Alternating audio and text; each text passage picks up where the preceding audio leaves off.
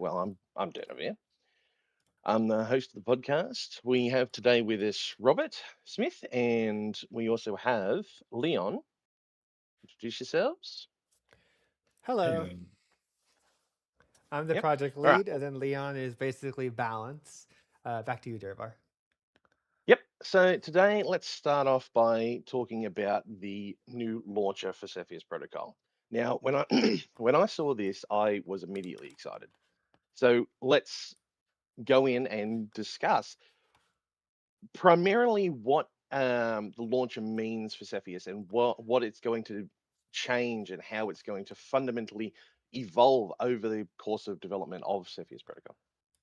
Okay, so I pulled it up on the screen. So the biggest thing for me for putting the launcher in was the communication aspect of just letting people know like what are we doing. Like right now, you can see view now on YouTube. So the buttons change dynamically based off of the current time of day. So then that way, if you open the launcher at the exact same time, you can. I know later on we wanted to have an optional flag to put it in the main menu, so you could watch the broadcast from like the hub if you're friends if you're bored, or you can just not have it at all. It'd be an option, and by default it'd be off.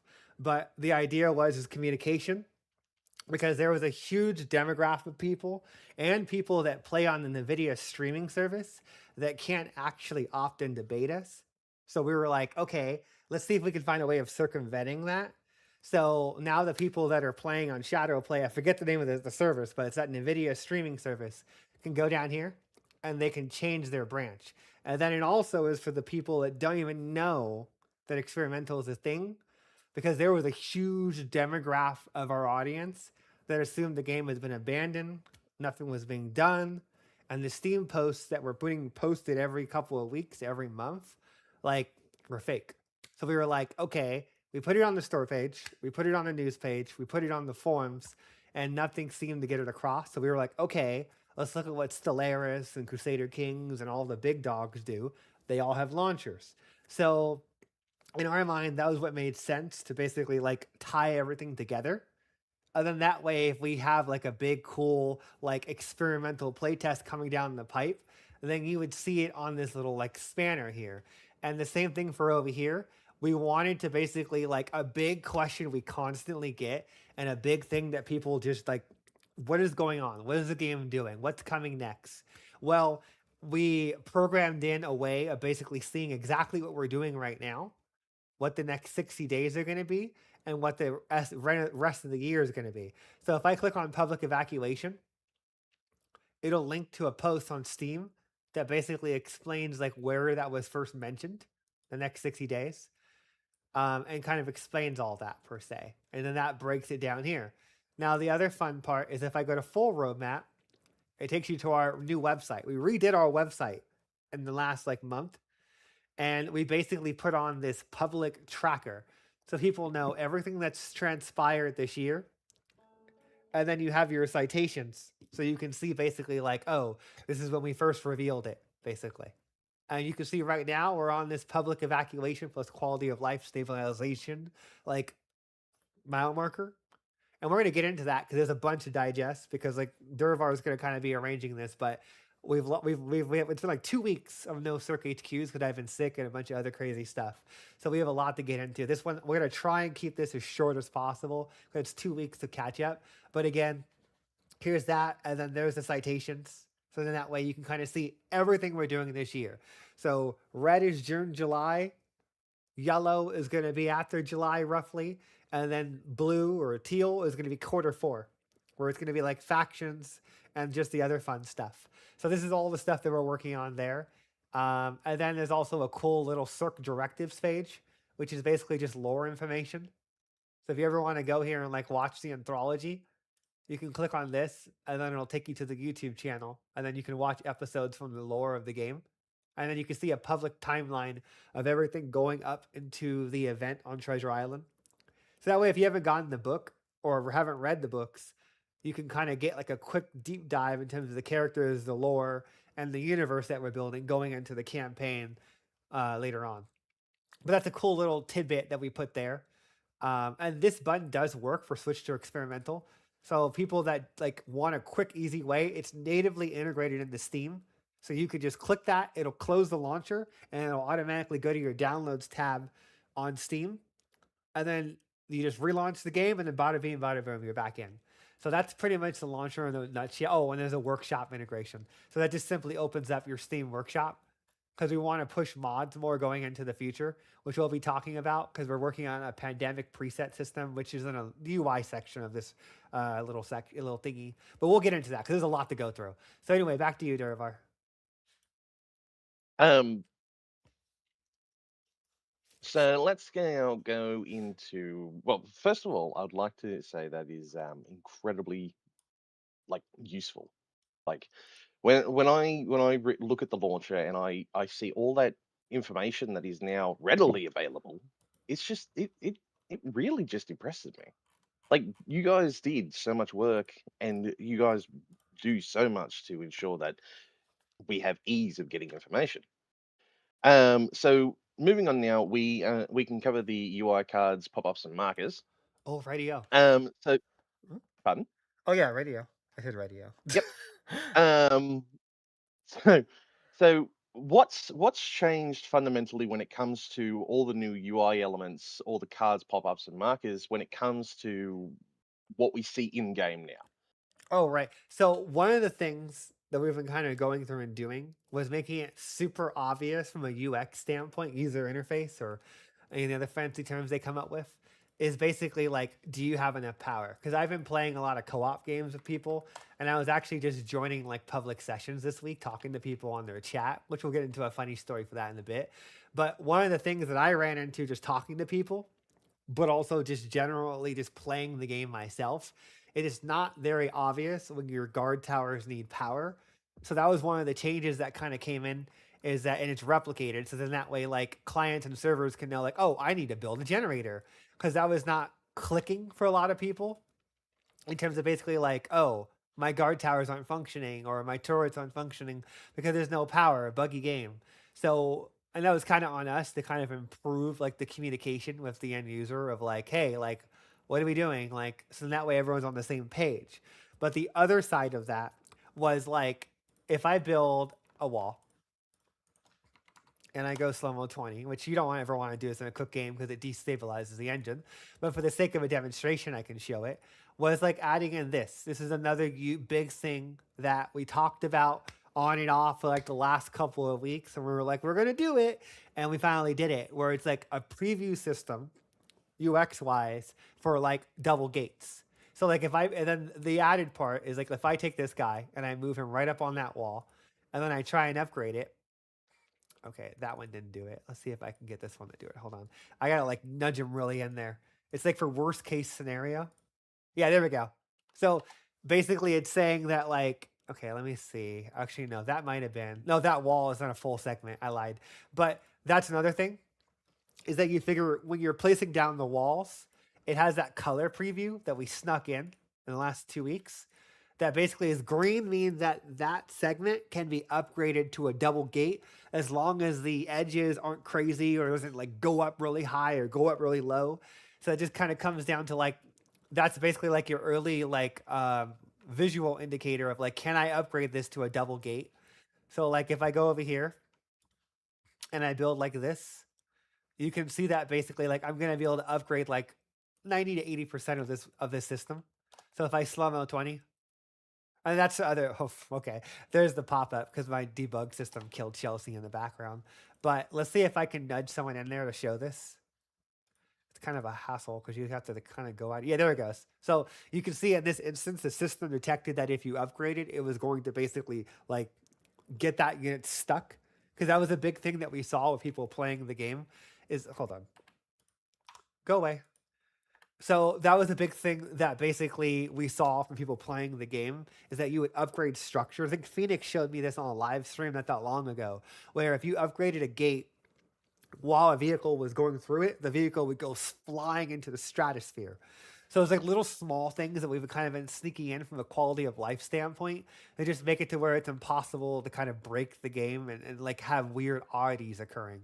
So like that. And like if I click here, it'll say like, oh, that next section is not long enough and or it's not aligned.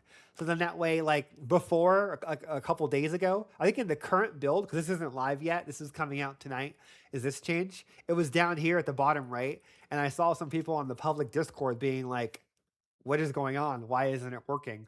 And then I clicked, I was like, yeah, it's not good enough to put it on the mouse cursor.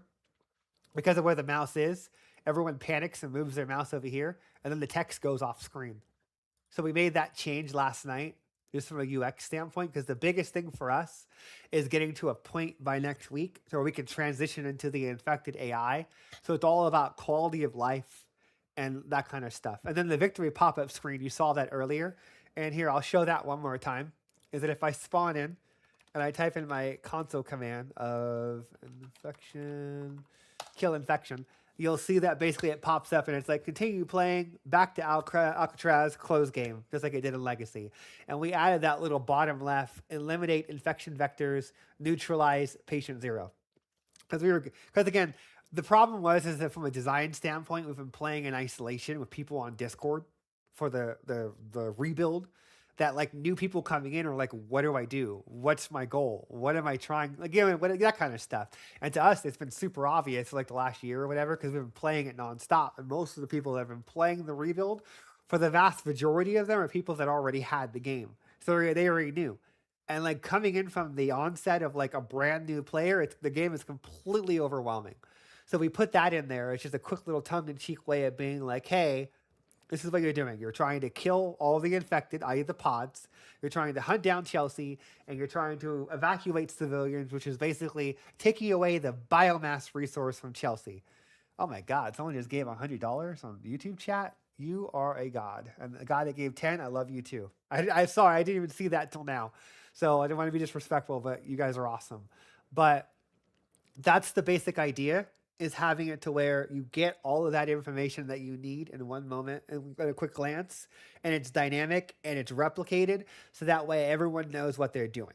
So in a cool little nutshell, that's that element. Now, the other thing that we put in is basically, I was talking to some people on the public Discord, and they were very insistent on this, is being able to hide the document XP markers for people that just don't care. They don't want to see it.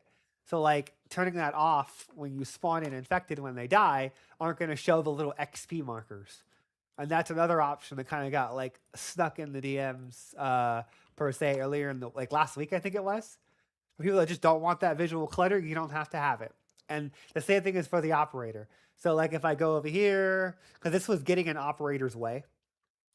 Like I don't need to show it off, but like if I possess the operator, and then I spawn them. Oh, I had a debug command on. Oops.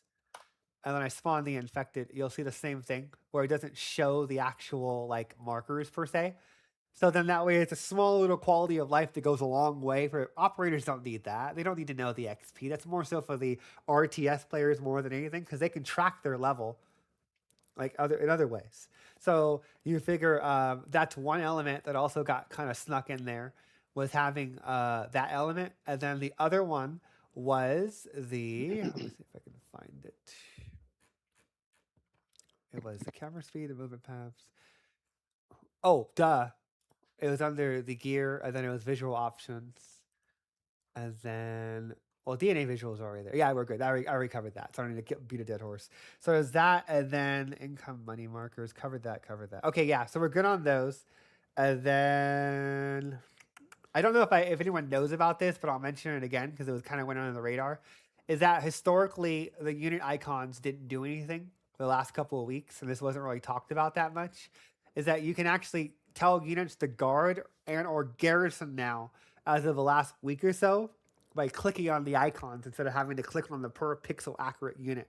So like I can click on that shield, and then he's going to guard that unit instead of me having to. So people that are playing from RTS and they're like in the stratosphere up here don't have to like do this and like play like find Waldo of like clicking on the exact pixel of the unit.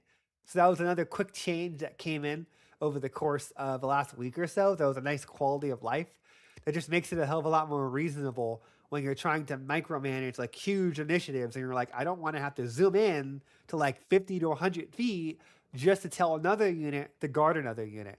And that's another big thing, which we'll get into later because I don't want to get ahead of myself of the current UI cards section. But quite a bit of attention to detail was put into basically just the UI and the quality of life from the UX standpoint. And the one thing I will mention is that Derek is working on an upgraded health bar. Because one thing that we noticed is that the health bars and the unit progression bars that we have, that little text there, is being a little more optimized. Because we noticed in sessions of excess of 120 units, there are things that we can do to cache and to basically like save some like data so we don't have to re-render it and redraw it as often, so that people that like to go above and beyond the stock 80 pop can, which we'll get into later, and I'll show you guys some of the stuff and how that works in the later in the thing. But that's another big change that's going in, is optimization. That's going to allow you to go easily into 120, 150 pop for CERC, and then potentially in the future increase the infected pop. So that pretty much sums up everything there. Derivar, you ready for the next section? Oh, maybe he's dead. Okay, I'll just go. So, Oh, sorry. yeah. Sorry about that. Firstly, I would like to say that everything that we just discussed is basically amazing. Uh-huh. Like, you guys have clearly put in a lot of work to allow us to have visual markers and information, everything to that updates with the game and everything that allows us to essentially make life a lot easier. Yeah. You know, when it comes to, especially when it comes to constructing bases and upgrading fences. Um, so moving on, let's move on to controls, cameras, and camera and commands. So I've noticed here, I've got one here that you've improved the attack move, right click to attack. How I've noticed that a few times when people right click to attack, it sometimes isn't that great. So how have you improved upon doing that now? Oh, it was dog shit. Like you figure, so like if I spawn in these guys over here, and let me just get them so they show up in the Fog of War. Hold on.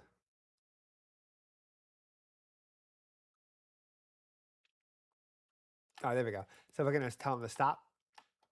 Is that you figure the biggest thing is you have that little marker that would appear, and the issue is that they would try and move to the destination instead of just move as far as you can and then stop when you see the person. And this is something that was briefly covered a bit ago, but I just wanted to hash upon that for people that are coming back, especially from the summer sale going on, because I know that was a big point of contention from people that were coming back and they were like, why is this so shitty? So like, let me give a better use case. Is I'm gonna put a sparrow in to basically serve as my scout. I'm gonna spawn in some infected below it, and then I'm going to select these units, and I'm going to tell them to attack this. And you see the red. So the red is basically, I love to shoot that guy, but he's outside my range. So the idea is that now they're going to move as a team to basically like go as close as possible to the infected, and then they're going to stop the moment they see that guy and shoot them. So let me slow-mo 5 just for the sake. I'll do slow-mo 2. See? So you figure they'll get as close as they can if they need to, and then they'll basically do the thing and shoot them. And essentially, that's a little bit odd. He should have stopped moving when he did that. So let me see if I can do a quick other test. So if I do that one and then do that, that's perfect. Okay. And then doing it again. And that was the other issue with vehicles, is that it would basically turn them into suicide marchers, but they'd get themselves killed. So like now they'll actually respect like who they're supposed to kill per se. And I think it's a lot more reliable than what it was before. And then obviously the attack move was also improved, so it's a lot more responsive in terms of like being able to like do this. And then if I spawn in enemies, they'll actually stop immediately and then immediately go back into movement, because that was a big issue that was popping up, that I was getting DMs from people and just generally reading just reviews and everything else, was that the attack move made people want to crash out. So just generally, it wasn't very reliable. Like for instance, like if I spawn this group here, and then I slow-mo 2. Oh, come on. Not the scientist. God damn it. Oh, he stayed. You get the point. They saw the guy, they shot him, they kept moving. In the previous version, they'd keep moving and get themselves killed. which is the exact opposite of how an attack move is supposed to operate. You stop, you shoot all the targets in your area, and then you go back to moving. So that was another change that kind of got snuck in there in the last couple of weeks, and I just wanted to take the time to highlight that as another big stepping stone per se. Now, I do want to address one thing, the little elephant in the room is the player camera. I'm still not really happy with it. It's one of the first things we wrote in the rebuild, and it does leave a lot to be desired. I'm going to be sitting down with Derek next week, and we're going to be taking some time to improve the efficiency of how it moves and optimize a little bit more of like, because it feels like it can get stuck there easily. And then just how it interacts with like solid objects. You can almost get trapped like this, where if you back into it, like people don't realize like, why can't I go up? Why can't I go down? So there's small little things that I feel like we still need to kind of iron out a little bit there. So that is something that we're going to be working, going into next week. But I did add like stub. I can't even say the word stub stepping, where the idea is that when you're zooming into a unit, it adds more zoom levels, but when you're zooming out, it reduces them. So the idea is that people that actually want to zoom in and appreciate their units, maybe take some pictures, maybe take some videos, I don't know, just appreciate the action up close.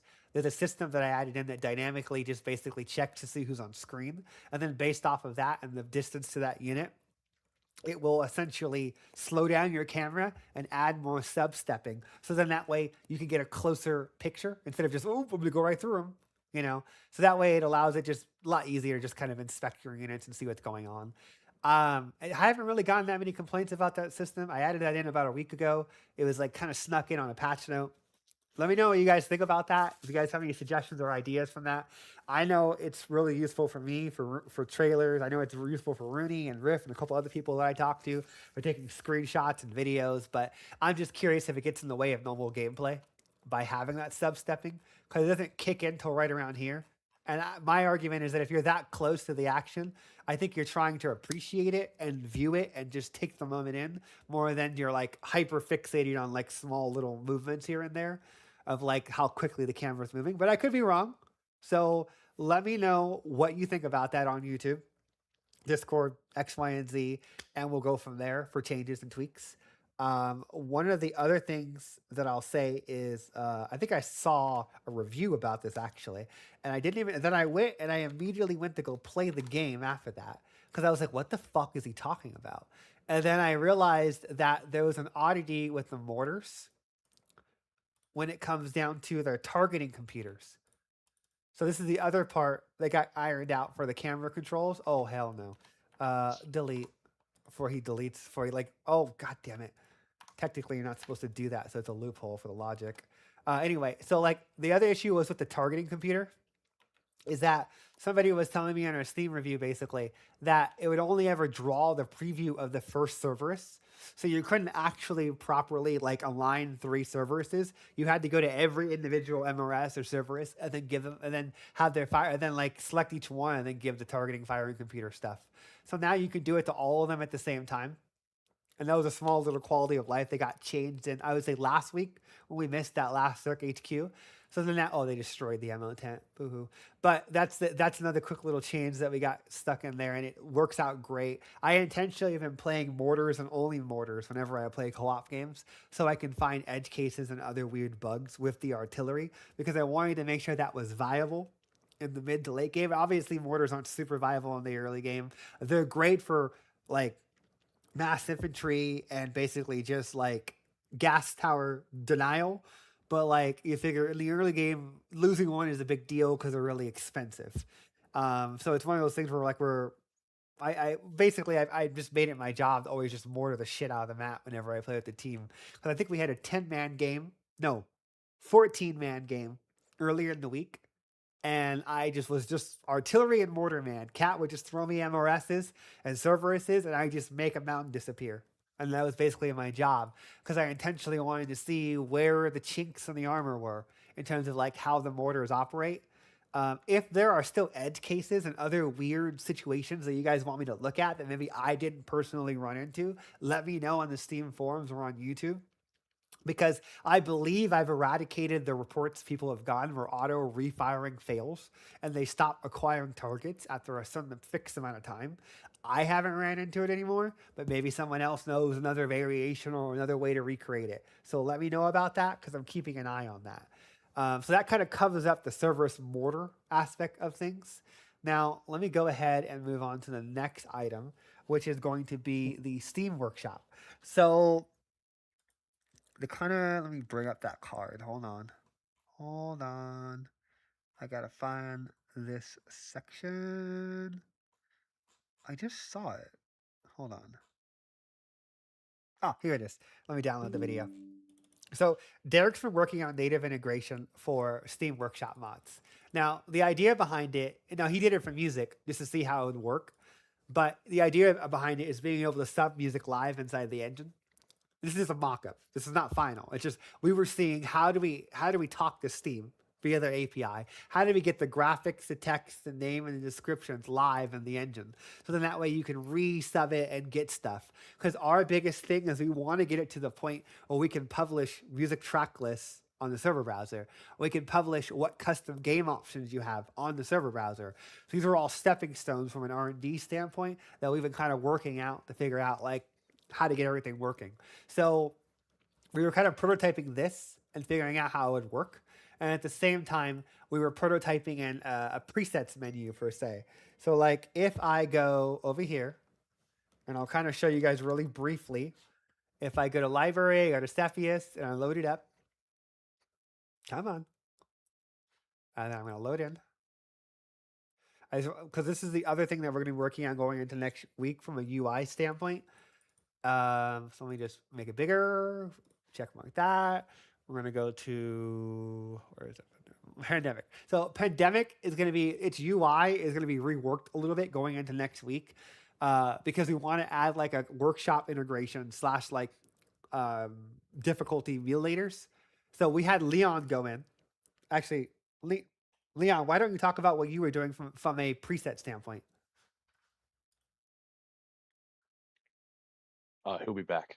Oh, he's AFK. Okay, I'll do it then. So what basically Leon's been doing, he's been making 4 different presets: recruit and directors for single player and for multiplayer sessions. Now the idea is that he turns off certain settings to make the game a little bit easier and a little bit harder based off of the group and what kind of challenge you want in terms of like how, so then that way it gives people a quick start. So they don't have to sit here and have the understanding of like, oh, maybe I shouldn't play with, what's a good example? Militias. So turn off militia attacks on recruit difficulty. So then that way it's like small little changes like that he's kind of rearranging the table to make that recruit and director's cut for both single player and multiplayer. And then the idea is that there's going to be a window or a little pop-up here where you're going to be able to select those, and then it'll change the settings below based off of the JSON files. And then the other extra layer that we're working on from an R&D standpoint is just the workshop integration. So you can see like community highlights of like presets. And the presets are basically like these babies right here, where this is the one I made on the Steam Workshop as a quick little dirty test. And then if I go to the project install directory, let me see if I can pull this over for y'all. And I go to Cepheus Protocol mods, and then I go to pandemic settings preset, and then I go to my mod, and then I go to the JSON file. And then this is basically the mod that I've created, or rather the custom game settings that I've created that I can share with my friends. Because all you do is you tweak the settings in the engine, and then you just, when you're done, you go to presets, and then you type a name here, you type something here, and then you hit new preset. And then you can also associate a graphic with it. So that eagle right there is a special eagle that I represented by putting preview.jpg in the folder. And then that will integrate to the Steam Workshop, but it'll also show up on the UI. So you can have a Left 4 Dead icon there, or like a 28 weeks later icon there. And then you can have your name, your description. And then if you want to edit it later on, you go into the JSON file and you just tweak it here of like your profile name, your description, the version if you've updated it. So that way it knows to check it. So that's the direction we're going into for just being able to have people to share their ideal way of playing the game, but then tying that all together. So there's a layer that we're working on, and that's something that you're going to see going into next week. just to kind of help out new people and veterans alike and give new ways of playing the game. So that kind of covers up that section. Let me check my list. Okay, that's pretty much that section, Derv. Are you ready for the next one? I am indeed, but first of all, let me just say that concerning the camera stuff, wow, because the what you've done with the camera and allowing it to be a more cinematic type of thing kind of goes into what I want to discuss with you later on after Okay. this. I feel like it'll be pretty damn cool. Um, All right. so so moving on, let's move on now to the let me pull up the list. Structures, placement, and gates. So Oh, I I see covered you've those got two double already in the gate UI upgrade. section. Okay, moving on to section Oh, 4. right. Let me bring that up. So the other thing that I heard from people talking to them on Discord and Steam was just how frustrating it was to upgrade structures and place down structures, and you didn't know their influence radius before you placed them down. So like that was another major little quality of life that we snuck in the last 2 weeks. Is you can see that little like aurora, that little circle, that radii. So then that way you know like, oh, when you're placing down a guard tower, like how far can the turret shoot? Now because of the lighting in this map, it's really hard to see it because this is a dev map. But you can see like all of the icons that basically have like an influence in the world. Like let's say if I go to the where is it? Security wing. Say, oh, it's a nanite object. Hold on. It has to build a nanite cache offline. So it's gonna freeze my computer for a second. There it goes. So you can see the same thing there, where it's like that's their area where the security guards are going to defend when you build them. So you know right off the rip how things are going to operate and how you need to place them to get the most out of them. So that was a small little change that we did there, but it was all the world in terms of basically improving just the general gameplay loop and just making it easier to plan for your bases. Because now I can place this here, and then when it finally builds the ammo tent, you know, you can basically easily just okay, like you can even see the preview radii as it's being built. So small little quality of life there. Um, oh right, and then here, let me find a gas tower. If I put in the gas tower, there were some improvements to how they draw their visuals for clients and for the server. There were quite a few desyncs that I discovered over the course of the last couple of days that I've been working to basically rectify. So you'll notice that in the patch that came out a couple of days ago, the gas towers are a lot more reliable in terms of basically their visuals and what is depicted for clients in the world and the server. So that's another little element there that we have to basically rectify.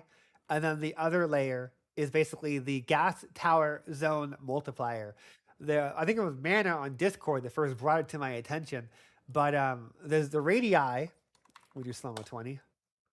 A little circle that they have there wasn't always properly scaling back down via the custom game option if you changed your mind and you made it smaller. And then the other thing was that now you can hide the circle when you're in cinematic mode via the asterisk key. And like if I go here and I go to options, wrong one, what I should do is I should let it grow a little bit and then I'll show you. So if I let it grow on the custom game options, let it grow a little bit longer. Groovy. And then we're going to pause it and unpause it, go to custom game options, and I'm going to go to, if I'm not blind, where are you? Gas tower range. Now, if I lower that to 10%, you're going to notice it rescaled. It's already at its maximum size. I don't know why you want to play with that height, or that width, but it's whatever you want to do out of the game. So that was a bug, is that it wasn't properly scaling the visuals, and it wasn't really properly scaling the circle. So that was fixed. So then that way, like, if you can rebalance the game live, if you change your mind, or if you just want to be crazy, you can change it up to 400, and then it's going to catch up. It's going to basically fast forward and course correct. So that way you can change the balance of the game live. It's too easy. It's too hard. Like what I do. Like when I'm playing games with like huge groups, I see the host as the GM, like in Dungeons and Dragons, where the idea is that it's your job to basically, like in some cases, rebalance the game live if it's too easy for your group. You play the game a lot, or like you want to make it a little bit harder, you want to make it take longer, you can do that at any time by just going into the custom game options and just changing these mutilators. Or if you just want to go crazy, give everyone infinite ammo and just blow up the map. So those are one of the fun little interesting parts that we've basically just kind of been tweaking and improving. And then the visuals, of course. So that's one element. Let's see. Oh, right. And this was brought to my attention. People have been reporting this on the Discord on and off. And let me not close down the engine so I don't have to reload it. But actually, you know what? Since there's people here now, let me show you guys. So the people that were crashing out in Discord forums about the launcher. You don't want to see the launcher ever again? Click on this. So then that way it'll just bypass the launcher and load straight into the game. Just for the people that are curious. I think it's a really good idea to have a launcher there so you guys know what's going on. But I know some people hate launchers like it's the devil. So we wanted to make sure we accommodated both options. And it's not a ghetto bypass. It doesn't even open. The launcher doesn't even execute, doesn't run in the background. It's just dead. The launcher is not necessary to the operation of the game in any shape, manner, or form. But if I go to Pandemic and I'll go to Angel Island, one of the other things that we've been doing was we were talking to people on the public Discord and saying like, hey, like, we're having issues with navigation here. We're having issues with collision there. We're also like having like some landscapables that like I want to be able to remove these. So Efren's been kind of working with people on the Discord to like audit and basically make more objects clearable. Like ta-da, those. Which I can't remember how many times I've been in a Discord with people and they'd be like, why can't I remove these, Dark? Like, I want to remove these. I want to build evac there. I want to build my bases there. So we put it on a list and then we were like, okay, Efren, before you go and you work on a nice new sexy map, San Francisco North, I need you to go through every map, every bug report, every thread on Steam and on Discord and solve them all. I don't want to hear a single complaint from a single person on the internet about a weird object that you can't clear anymore.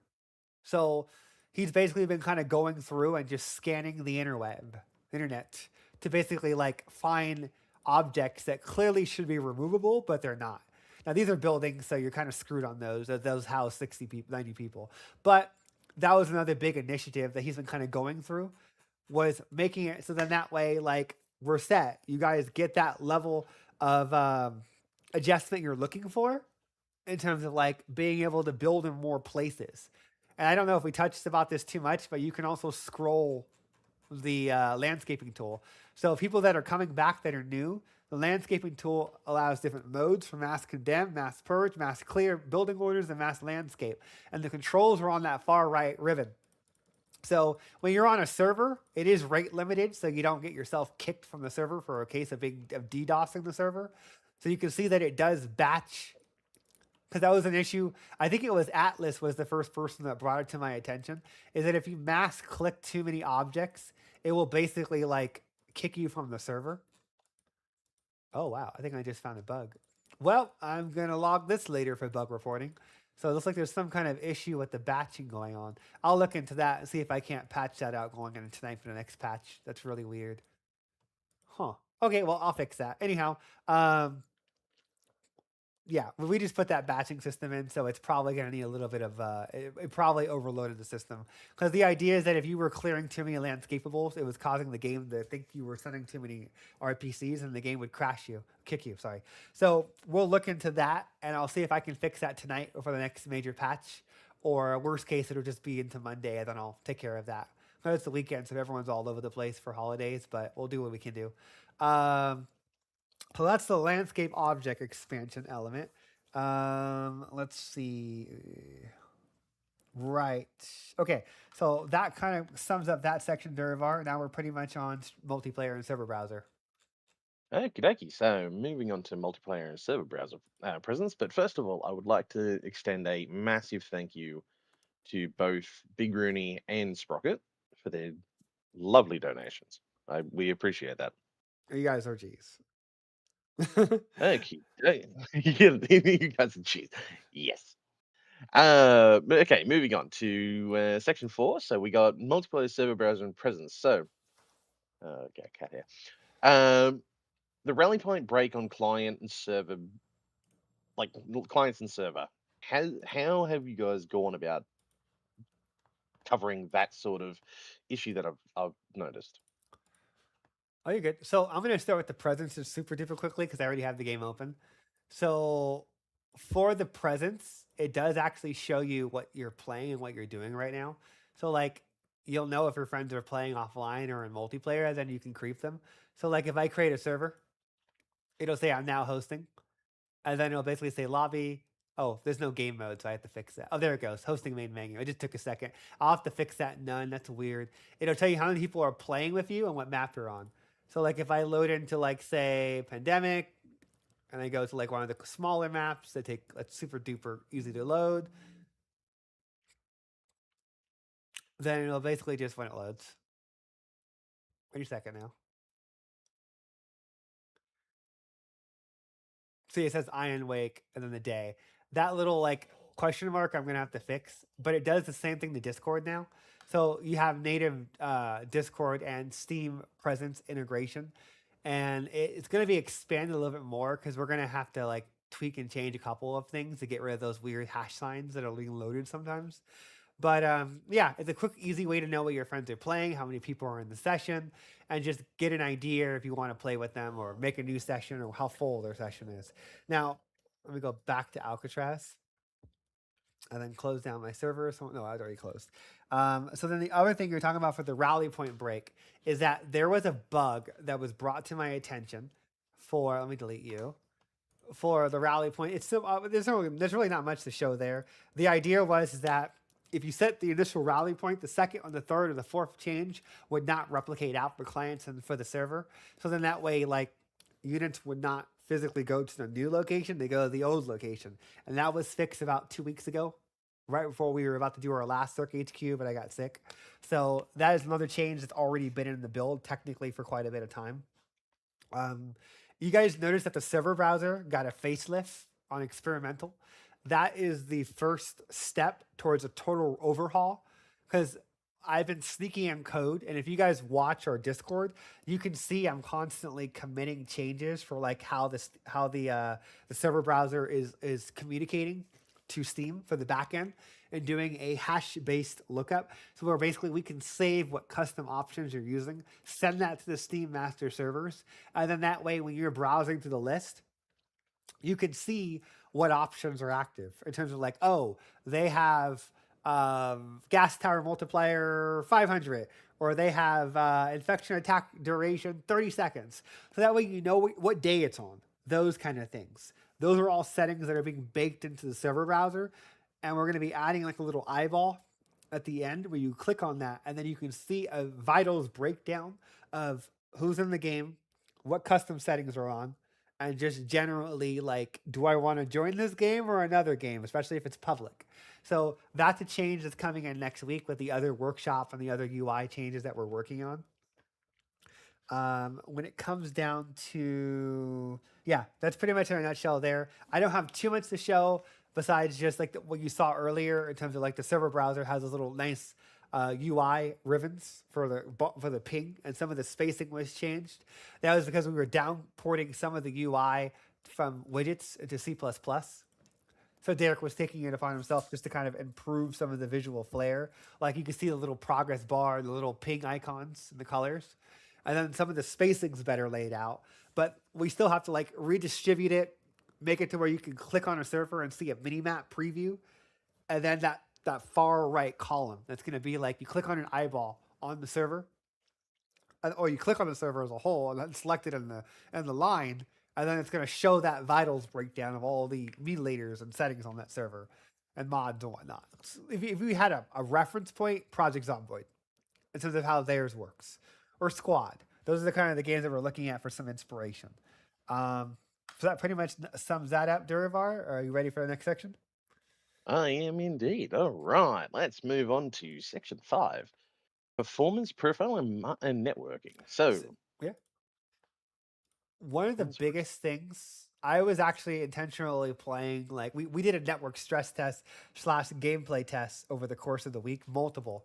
And over the course of that week, I've been trying to like, well, we did one, and then and then I've been doing my own for big play tests and trying to analyze where in the game does the performance go in the pooper? Does it degrade to the point where it's no longer sustainable from like a gameplay standpoint?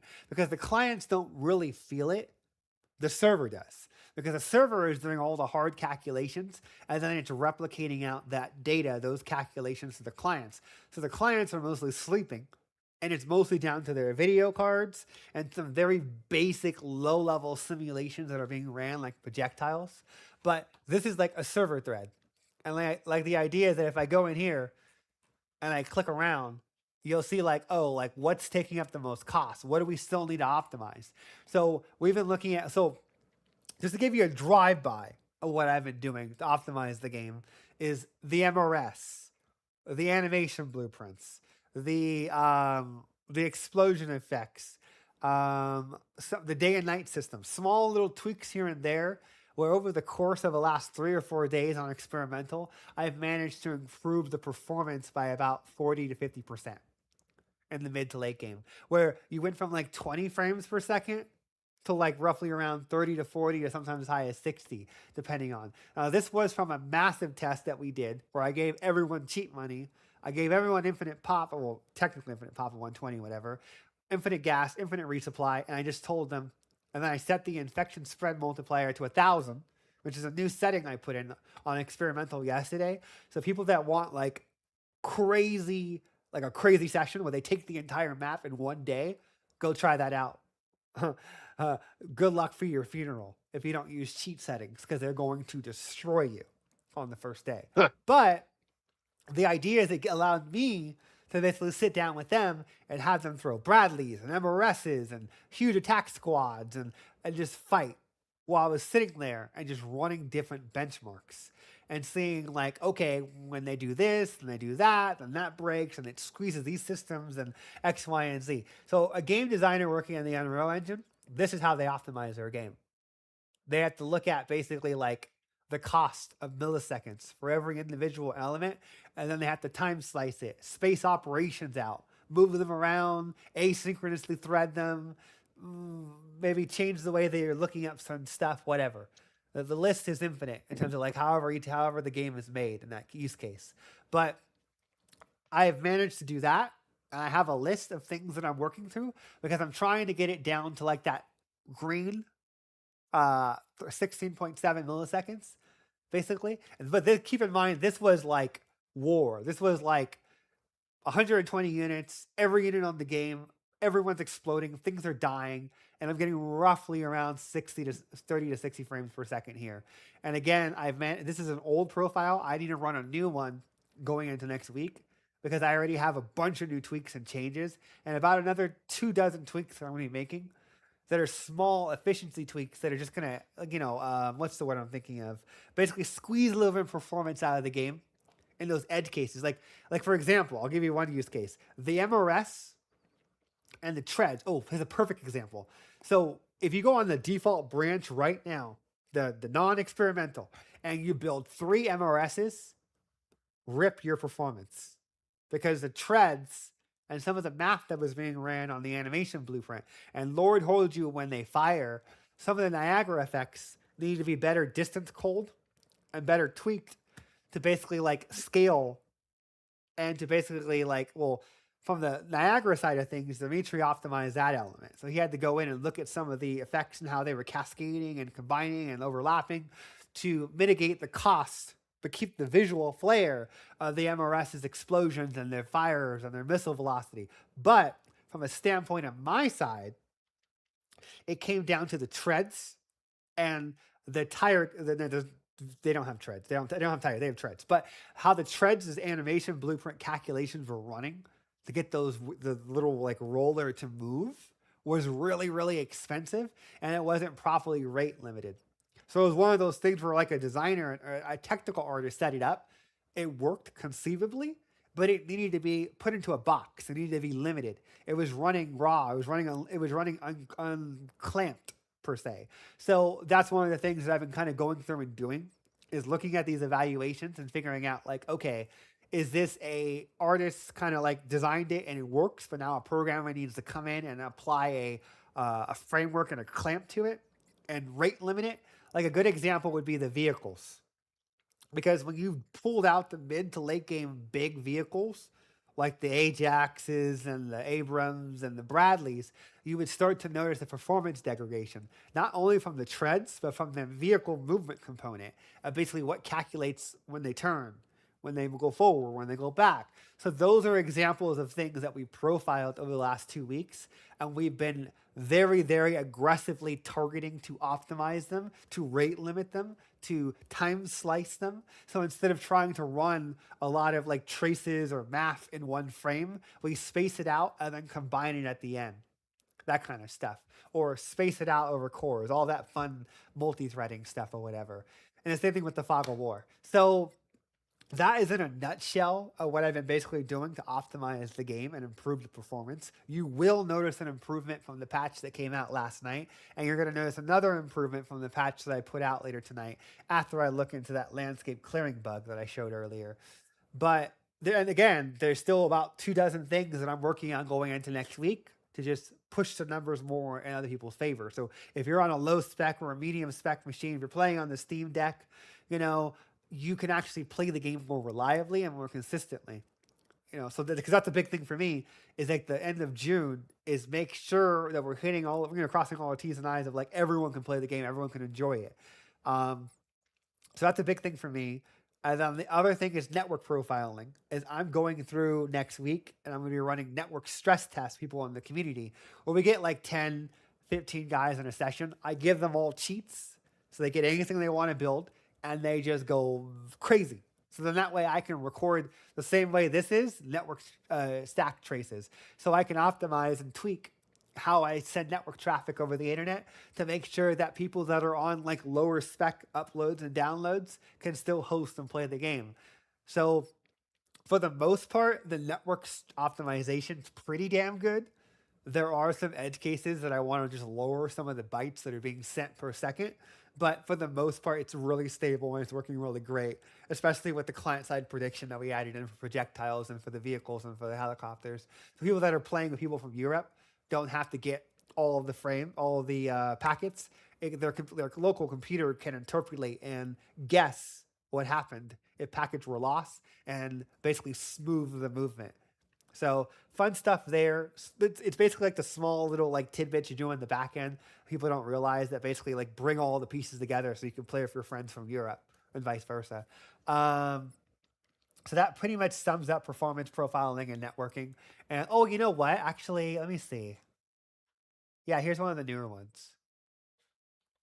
Let's see if I can load that up.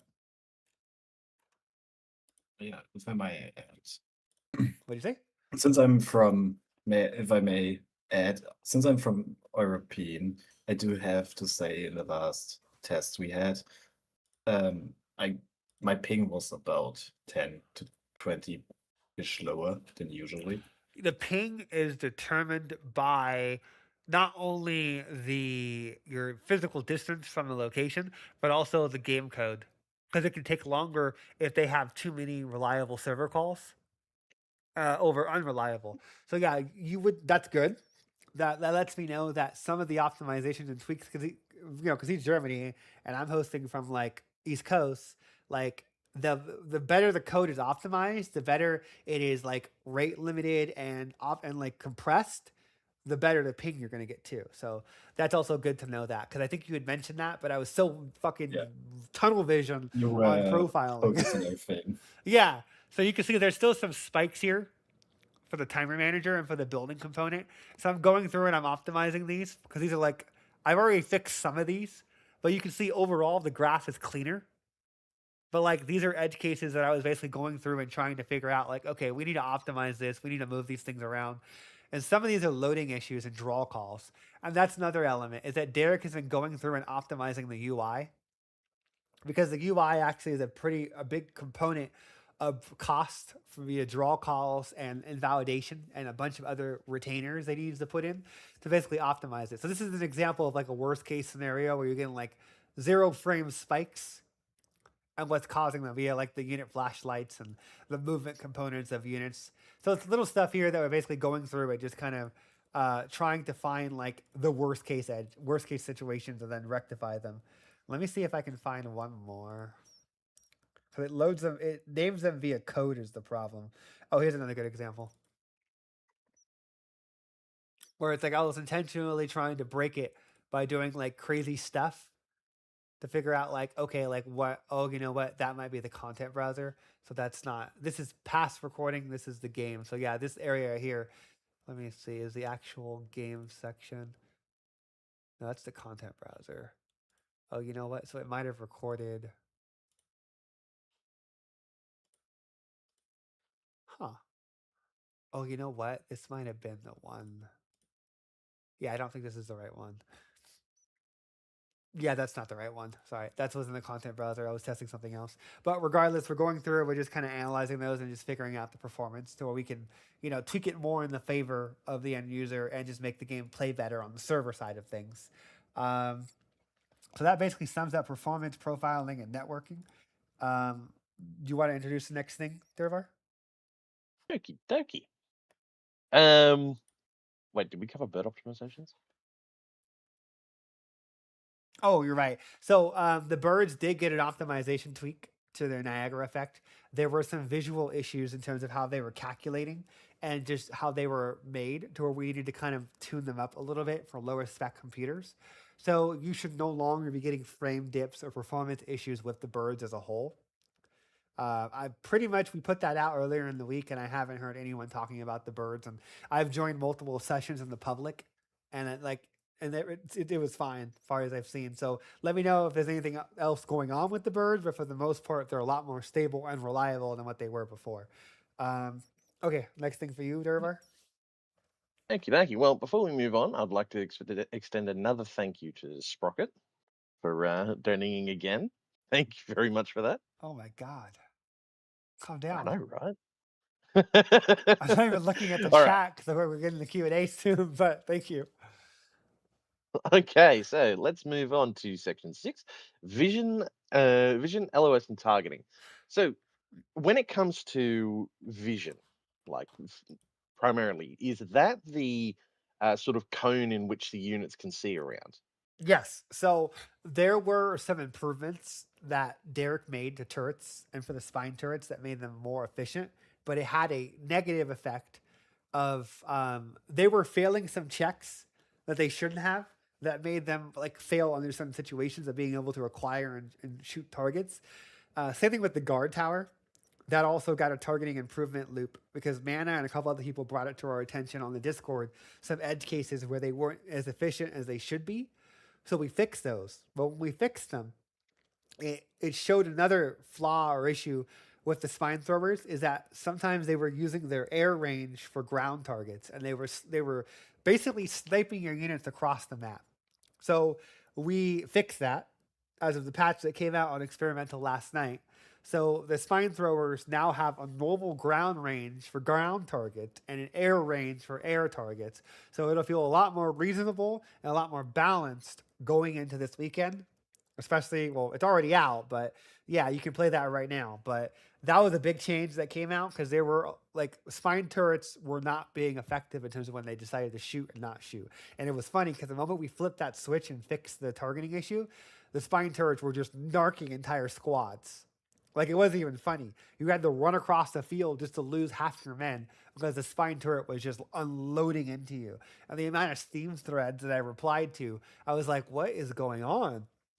So I went and looked at the code, and Derek looked at it, and we were like, "Wait, the vision grid system, like it's not, it's approximating it too much." So we ended up having to make another layer for air versus ground, which made the checks a little bit more expensive, but obviously it was necessary in the case of the complexity of the game, where certain units have ground and air ranges. Where like a CERC can shoot 6,000 UU on the ground, but they're allowed to shoot 8,000 UU in the air. So that way they have better ability to target and track enemies that are like, flying about, for the birds and other enemies in the future. Like the factions being able to have helicopters in the future for basically the Q4 dynamic civilian group stuff. So it wasn't only just for now, but it was also for the longevity of the project to put in that legwork and set up the foundation. And then the last thing was basically DNA. Now we didn't really talk about this too much because again we missed last week's one, but the DNA was having odd interactions with the vision of units and with the vehicles as physics. I kept getting reports from people of like the vehicles would sometimes act funny around DNA. That was fixed. And then if a DNA blob got large enough, it would sometimes affect your unit's ability to shoot and see. That was fixed. And then the third variation was that performance issues would occur from the DNA because the spawn rates and the rate limiters needed a little bit more finessing. So as of that experimental patch that came out like a day or so ago, it has all those fixes on there. So it'll be a lot more reasonable in terms of the DNA and just generally how it scales. There's technically one more change that I need to do where like if you're not picking up any DNA, newer ones will replace older ones if they can't merge. Because what it does is that when a DNA drops, the map is separated into grids or tiles, and it does a cold check of like what tile am I in? Can I merge? And if I can't merge, then it creates a new one if that one's over the max. But there is technically one edge case I need to solve going into Monday where if the very, very oldest ones are about to expire, it might delete. And then that way it would spawn the newer ones. So that way it kind of keeps the front moving for ones that like are far in the back that you've forgotten about. That you have to like, go and go play Find Waldo. So that is one change that I'm working on going into next week, but everything else I talked about is already live and is already in there. So that sums up that. That section's easy. Now, for vision, let's see. For vehicle formations and AI fail-safes, I'm going to take this one, Derevar, because this has been a big Okay. thorn in our side for like the last year. Is that like the vehicles systemically had a poor understanding of edges. So like you figure you would, let me just delete this guy. Especially bridges. Bridges were the devil. And we did tune up and tweak a lot of the AI's pathfinding over the course of the last 2 weeks. We found a lot of edge cases where like if you issued a move order for a lot of infantry and they were going up a ramp, especially in Calypso and some of the other maps, that little Velociraptor Jesus right there would basically go into the ground and then it would start issuing erroneous move orders that would cause your formation to break, get confused, and malfunction. So you can see like it actually is like staying, like it would go under. And then your units would malfunction and sometimes run around and do other weird stuff if there was like an actual nav tile under there. So that was one change that we did to tune up the formation system for infantry and for vehicles. One of the other issues that would present itself was from the rocks. So like some of the maps with the rocks would pull infantry into them, especially in Infected or a CERC. Like sometimes you could circumvent the nav and get off the nav. So that was another major little initiative that we did. And I think there's a couple of edge cases someone reported on the Pathfinding Master thread on Discord that everyone's gonna have to be looking into going into tonight. But like, let me see if I can find an example. No, that would take too long to load. Let me think. You know what? I think I can load that super quickly. Let me go to my Steam. I'll show it really quickly so that way you guys have an edge case. But the simplest example is they would effectively, let's see, pandemic. I would say Dead Passage. No, I'd say the worst offender is Stray Ember, where the mountains and the curvature of like how some areas would like merge would create pockets where infantry would get stuck or malfunction. So we put multiple layers of redundancy. The first one was the formation. The formation system improvements to make it to where they were a lot more adaptable to ramps and edges, because Derek discovered edge cases where the formation system would push them off of the nav, or in certain cases, like give them erroneous move orders that would say, oh, hey, you need to be right inside that rock. So why don't you ride that rock? And then randomly, the curvature of the rock would change to where like this, they'd get into this like little black area here, which is like no nav is allowed to be built here. And then bada bing, bada boom, you're screwed. Oh, you know what? Let me kill the infection because they're building and it's going to basically lag out the engine because every time, let's see, kill, infection, die. Okay, and then show navigation. So that way I can just do it in safety. Because it's building nav tiles is the problem because they were just building all over the map. Dang it, I should have did it sooner. But the idea is that these edges, these rocks, were causing a lot of issues for vehicles and a lot of issues for infantry. So that was like this pocket is a perfect example where units would get stuck in that pocket, especially infected. So we put a lot of layers of redundancy of like, okay, the formation system. Second thing was path adjustment. So the idea would be is that like if they get out of the nav, the system will dynamically put them back on the nav and project them to that point to get them back moving again, and then reissue the move order if for whatever reason somehow it magically still occurs. And we're still keeping an eye out for it because like we also put in other redundancies where like if an operator lands on these rocks or an infantry person's glitched on the rocks, they enter an infinite falling state where you have to fall off the rocks. So you can't go on the rocks to hide. It's like one of those like old like surf things where like, yeah, so that way it's not like an out of bounds zone where you go to hide and then no one can touch you. So those are small little changes that we did so infantry can't get stuck on the rocks and it pushes them off. So there's a change there. And then let's see. Oh, right. Let me go back to the editor. And then let me go and go back to those Ajaxes that I put in. And let's see if they're going to kill themselves over this. So one of the other things was edge detection and turn detection, where they would understand how to better rotate to get into the position because they do that swivel, that like dance. So we tried to eliminate that as much as possible. So like if they're going to rotate in place, we lock their axle and some of their like basically what was happening is that we were rotating them in place, but then the physics engine for chaos vehicles was like, that's not how I move. So it would basically like jerk them back and forth, and we basically rocked the vehicle to face a direction.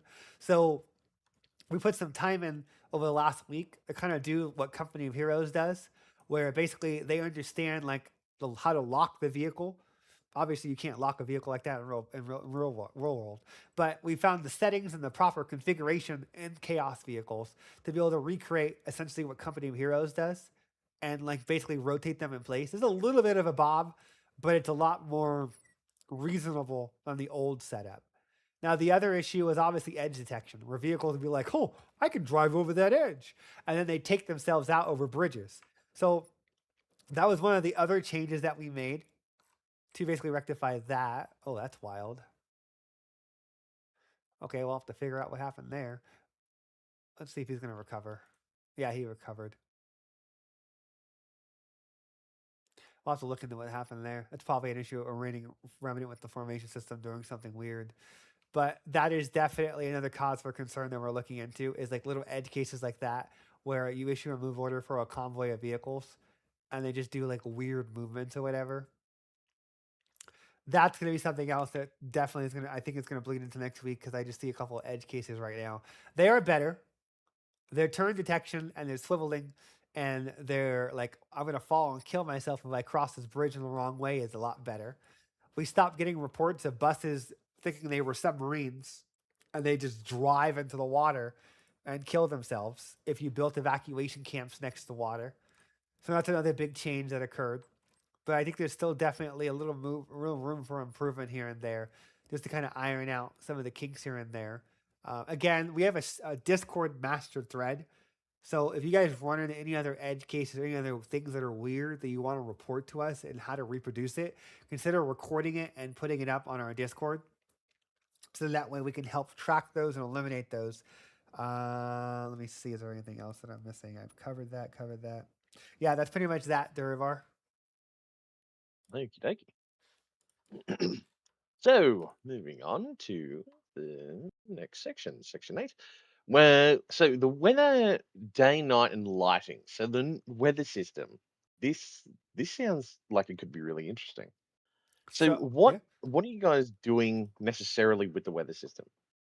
So we wrote an additive weather system, and you saw it on and off throughout the broadcast. So I'll open up Treasure Island so you guys can actually appreciate it. The dead passage. Yeah. So the idea is that you figure it's a lot better than the legacy system because it allows us to take weather patterns and dynamically combine them to make new ones where like it'll thunderstrike and then no rain. It'll hail, but it won't thunderstrike.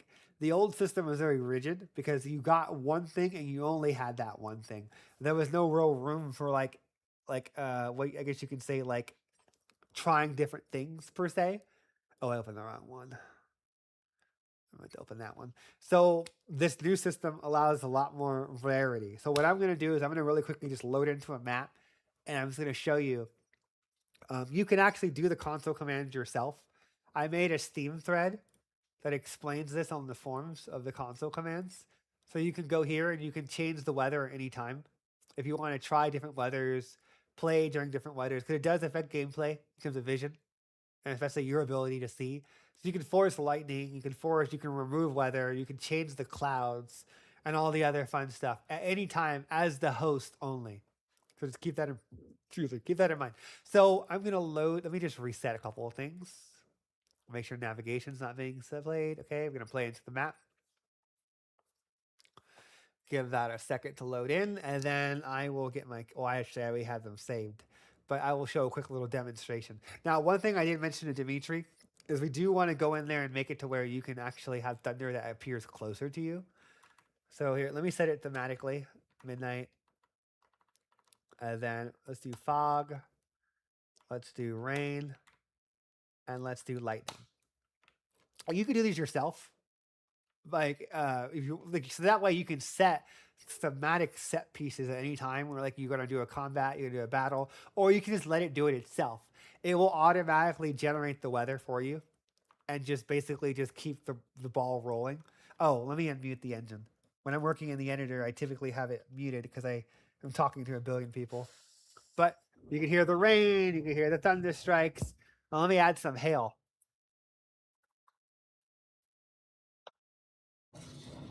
Now we got hail light.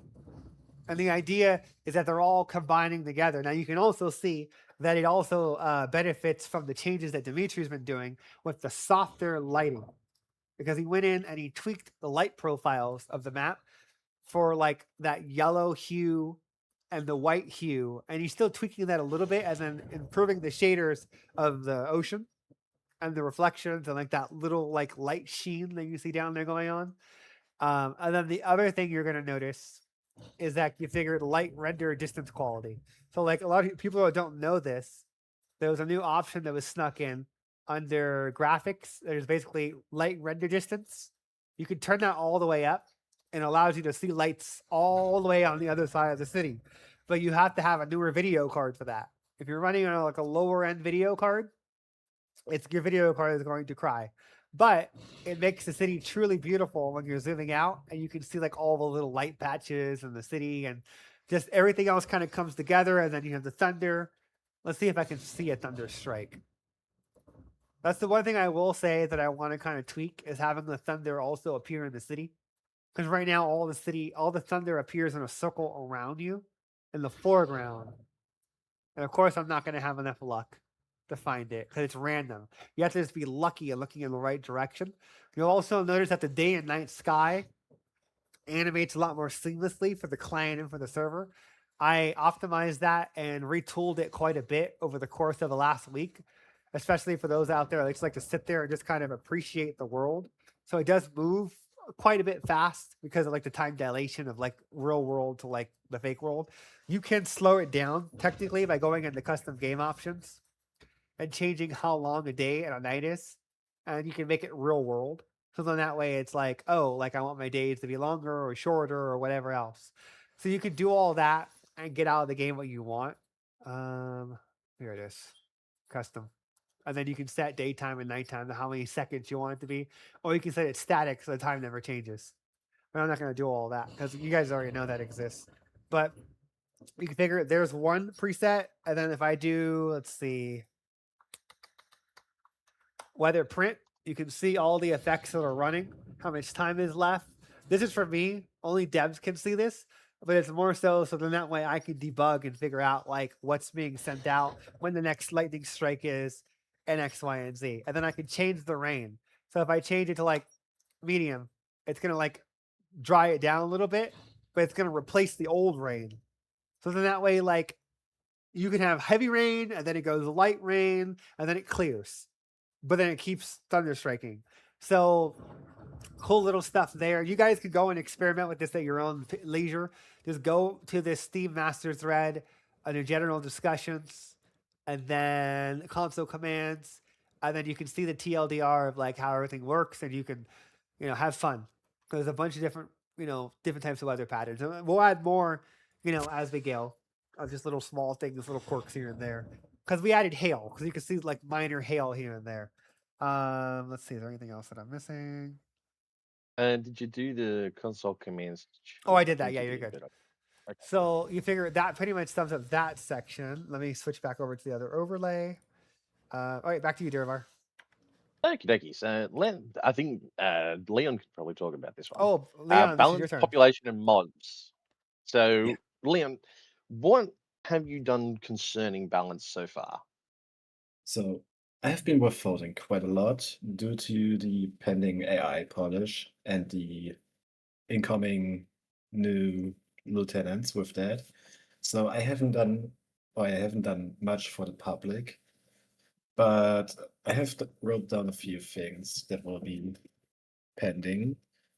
I currently focusing on horde mode, since that got a bit left in the dark after pandemic got introduced and developed.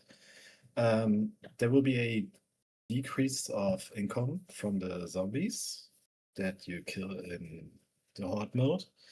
The CERC units cost will increase, varying or being more according to the worth and use. Like the vehicles, currently a few vehicles cost less than like a squad of 5 assault guys. So that will be changing over the time. I am not sure when it will be released out to the public from my part and when Robert does the next build. Currently, I have been sitting from a quite good amount of heat wave to a heat wave. I currently cannot sit at the PC without showering in sweat. Right now it's acceptable due to it being 2 a.m. now for me. Regarding to the horde mode, I will be adding the Juggernaut and the birds to the mix of it. I still have to figure out how it relates. I have to do a few testing rounds on that one. Going to the population, there has been an increase on all maps. I believe we doubled it. Right, Robert? Yes, for the civilian mob, so just for civilian population themselves. Yeah. Yeah. It should be more going to like the legacy pop that we had, and it should make the cost from the since the zombies spread and they use the currency that they from the infected people to be more reliable. So it is not only the endless horde mode that got also put into the custom settings. And regarding to the mobs, the spitter will gain a speed buff. They will be double in terms of speed. And also the spine turret, Derek found a bug when came to the spine turrets to the air and ground ranges, so they should no longer be able to snipe your units out. Anything that I missed, Robert? The only thing I would add is that in the last 2 weeks or so, like Hawkins was mentioned, Leon, we're still looking to see if we need to increase it a little bit more. Like he was saying, we increased the amount of civilians on each zone by 30% because what we were noticing is that when people were playing the game, they would be able to bleed the infected dry just by camping them because they weren't the built-in limitations in terms of how quickly they were able to spread, how quickly they were able to build pods, were counteracting. Basically like there wasn't enough people in some of the zones that they would start in. So they'd burn themselves out, or in other cases, if just by fighting you, they'd run out of people because the first zone that they were limited to on the first day never had enough to sustain gameplay. So that was a reason why we increased it that 30%. And that gives them that grace period to wage the war they need to wage in terms of like whatever they're going to build on the day 0 and 1-0, what same thing.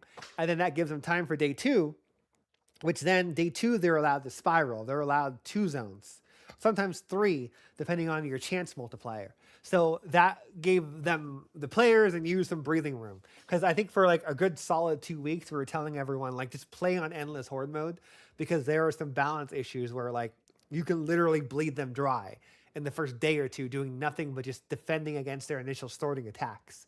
And then the infection attack, like the tick rate of how quickly they passively infect the zone, that was also tweaked heavily over the last 2 weeks to balance that out.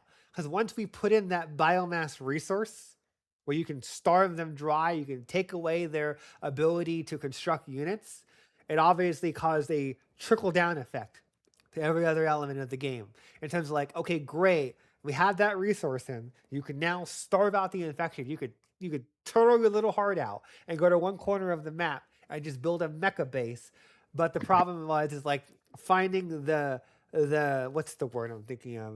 You know, like the right balance in terms of that escalation, so it doesn't feel like it's like insurmountably hard to starve them out, but it's not too easy. So I feel like the current middle ground is pretty sustainable. We're gonna kind of just keeping a thread on that pulse to see if anything kind of pops that at us. You know, if anyone comes up with a good argument on Discord or Steam or whatever. So we're keeping an eye on that. Leon will be looking for that, and that was a big cause for concern the last 2 weeks. So again, endless horde mode on the custom game options is for those that just they don't even use the biomass resource.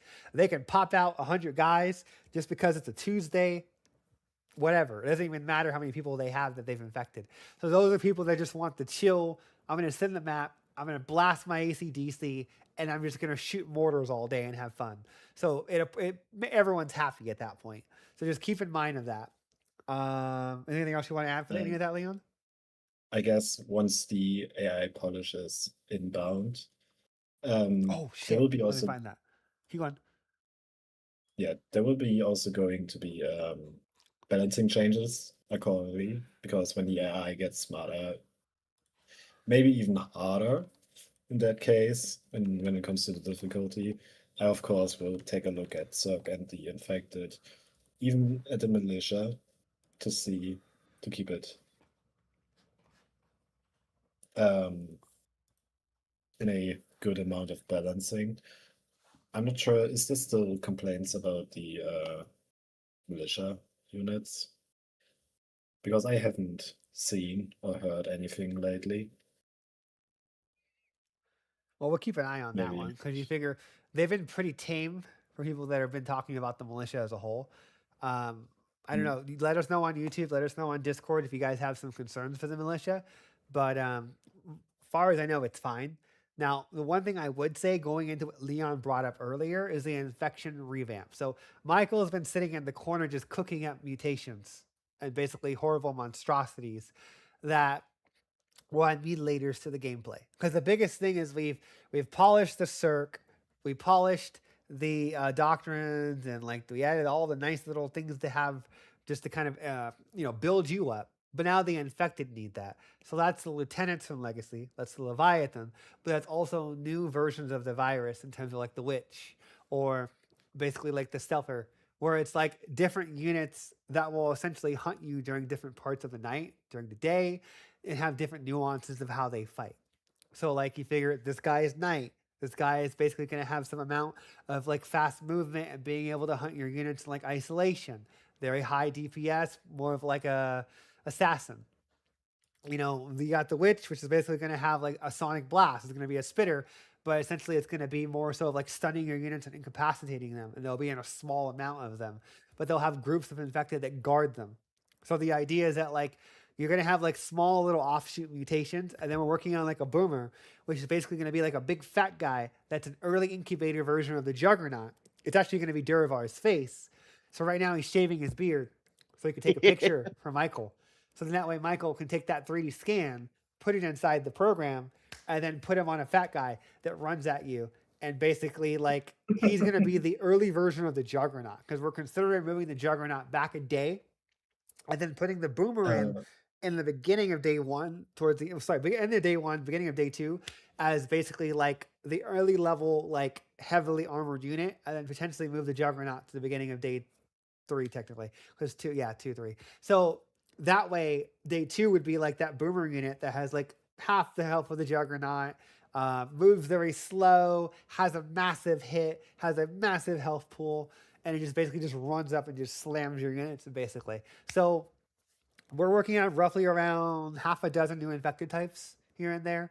There's still some changes that we're doing here and that we're going to be doing in terms of like balancing and their ability sets and everything else, because that includes the lieutenants with their mutilators. That includes their offshoot mutations, which is going to basically be like a blow-up guy that when he dies, he emits like a poisonous gas that infects your units instead of just hurting them in the moment. So they apply infection damage. Having it to where like certain spitters can cloak for like the Fenrir operative girl. Little small mutilators, because July, by all intents and purposes, is taking the infected and adding more nuance to the whole game in terms of like, when you play the game right now, you know that they own this territory. You know what's going to happen. But you don't. But now with this change, it's the biggest thing for me is making the night scary. Going out at night, getting stuck at nighttime there's a sense of dread, which is non-existent in the current version of the game, because you own the night by all intents and purposes, just by basically like bringing enough armor, enough infantry, you can just outmass them. But it's about giving them the passives and different counters to where basically like you actually have to think strategically in terms of like, can I go out at night? I get a vision debuff. They're faster. They respawn quicker, or they build units quicker. So that way it's like making them reclaim the night, and then at the same time giving them the lieutenants and the offshoot mutations and the new infected variants to where basically they can kind of bring you the heal in the mid to late game. So we're bringing out a Bradley or an Abrams or an MRS isn't the end game. It's not just over. Because that was the situation we had a couple days ago where, let me see if I can find that recording. But there was a session that we did. Hold on. And of course, I can't find it in this moment. Here, let me switch it over to the other filter so I can look for it. But like what I noticed is basically sometimes when you bring in like the Apache or the MRS, which is the Juggernaut and other equivalents, they're not able to like match it per se. So it's like we need to look at some of that matching, give them some upgrades potentially where they get a little bit stronger. Because Legacy had that to a basic degree. It increased their health and their damage by day to where they get more deadly as the days went on. We need to look at that potentially. Or we need to look at a couple other things and see if like the mutilators and the other stuff we have planned is enough. So it's going to come down to a constant communication between me, Leon, and Michael to get that filtered out going into July. Get it out to you guys to test. And then just see what the consensus is. Let's see, is this it? No, this was the first session. Oh, here we go. So here's a good example of what I mean. This was from one of the tests that we did earlier in the week. That I was basically just trying to get a gauge in terms of how well the game is playing. I try and play the game at least a minimum of 1 to 2 times a week with a big group and also by myself. And in this example, like I think Ice Money got rammed really, really badly because he built on the Grism military barracks, and then like we were never able to actually like mount a successful enough counterattack, or rather push them out. So they ended up overrunning the entire barracks and killing everyone. So we lost the main island and we had to pull everyone out. I think everyone just tried to run. Some vehicles ran out of gas. Other people operators were able to get picked up by helicopters. And they just, like some people were just hiding on the docks over on, you can see them right there on the mini map where there are people that were like Silent Song, and other people were just like, okay, like we just need to go hide. So we lost that barracks, and then we ended up regrouping, and we refortified at the breach of the Welcome to Treasure Island sign. We launched a massive counterattack. Cat took the parking complex here, and then we were lazy. we were like, well, we don't want to wait for the vehicles to come up and drive up the parking complex. So instead, we ended up just using the Merlin to pick them up and drop off mortars. And then the moment we set up that fire base, we were able to basically just eradicate the map. Someone aggroed Chelsea up there. That didn't turn out well for her. And then from there, we pretty much just ended up getting to late game tech, and then just literally a gas tower pops up, MRS, boom, pop goes the weasel. So it became just way too easy once you got tier 3 weapons. So there's going to have to be something that is going to have to escalate on the uninfected side with the Leviathan and other units to make it to where it kind of counterbalances the power imbalance. Because like you figure, especially with the Shawnee, that thing just destroys. Especially with the turret improvements that came in over the course of the week. Because the turret improvements that have fixed the spine throwers and your guard turrets also fixed the Apache, the Bradley, the Abrams, every unit in the game, because they all drive off of the same base system.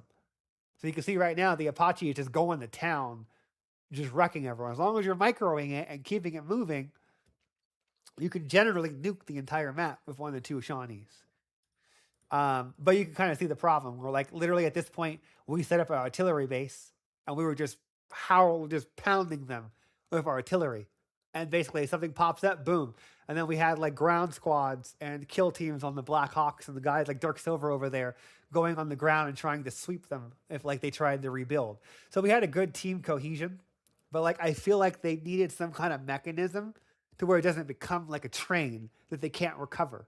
Like they flag you have an artillery base, they send a Leviathan. They send a pack of birds. So those are the kind of tweaks that we're going to be making going into July to improve their central intelligence and take into account like all the situations that I've ran into and other people have ran into that allow them to exploit the game and make it to where once you get to a certain point tech-wise, it's just literally you just blow right past them. So that's one thing that that's why Leon's kind of holding off on some of the balance, because those changes going into July are going to be substantial. And the infected are going to be a lot more intelligent in terms of how they like remember where some things transpired per se.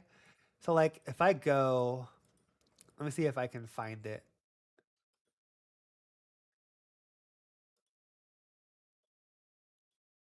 I don't think, no, because that was when they were trying to evac them.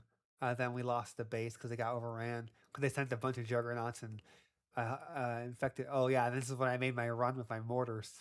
Like I was telling you guys earlier in the broadcast, I've intentionally only been playing mortars.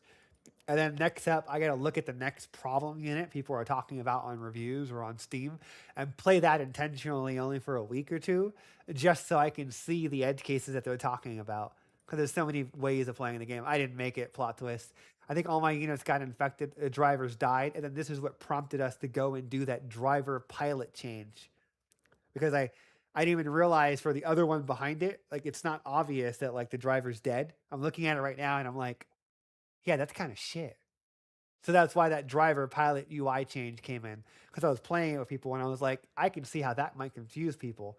And now we're getting to a point of quality of life. Now we can act on those things. And everyone else here was fucked. So like, they're trying to run, they're trying to get out, they all die, plot twist. And then you figure like, people started sending over helicopters to try and get them out. And I think only like 5 people got out. And it was mostly just operators that were hiding on the hills. Or hiding on the pier over there. So it was funny.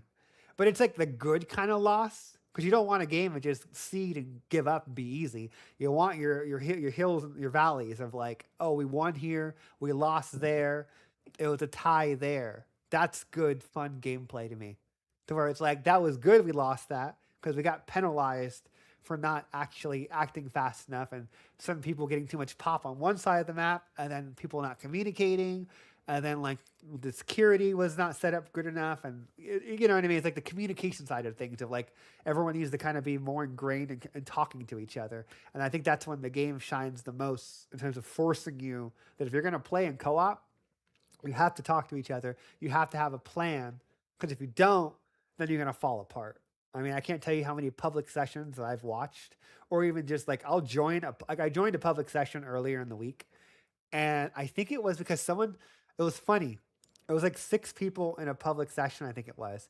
And there was no password. And I joined it. And I think they were crashing out over a double gate being built too close to a wall. And their vehicles wouldn't go through it. So I was like, huh. I took some pictures and then I introduced myself as a dev. And then they were just sitting there talking about the game and telling me what they like and what they hate.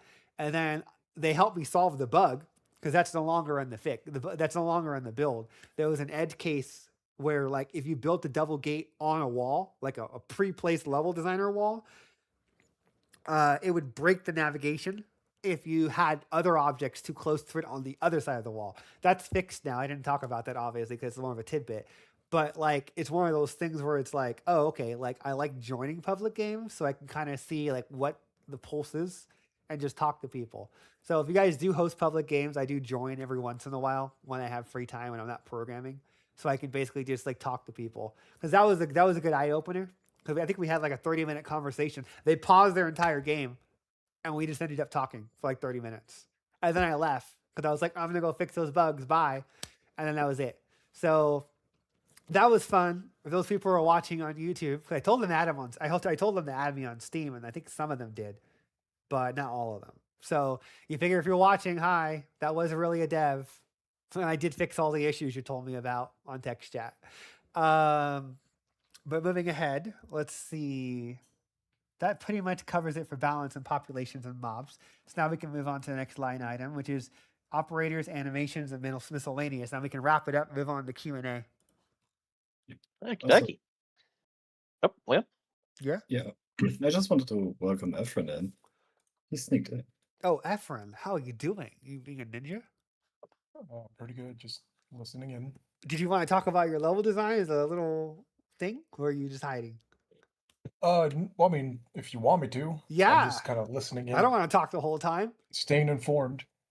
I hate talking to myself the whole time. Well, I mean, Please the talk. last few weeks just spent on trying to root out as many nav issues as I could.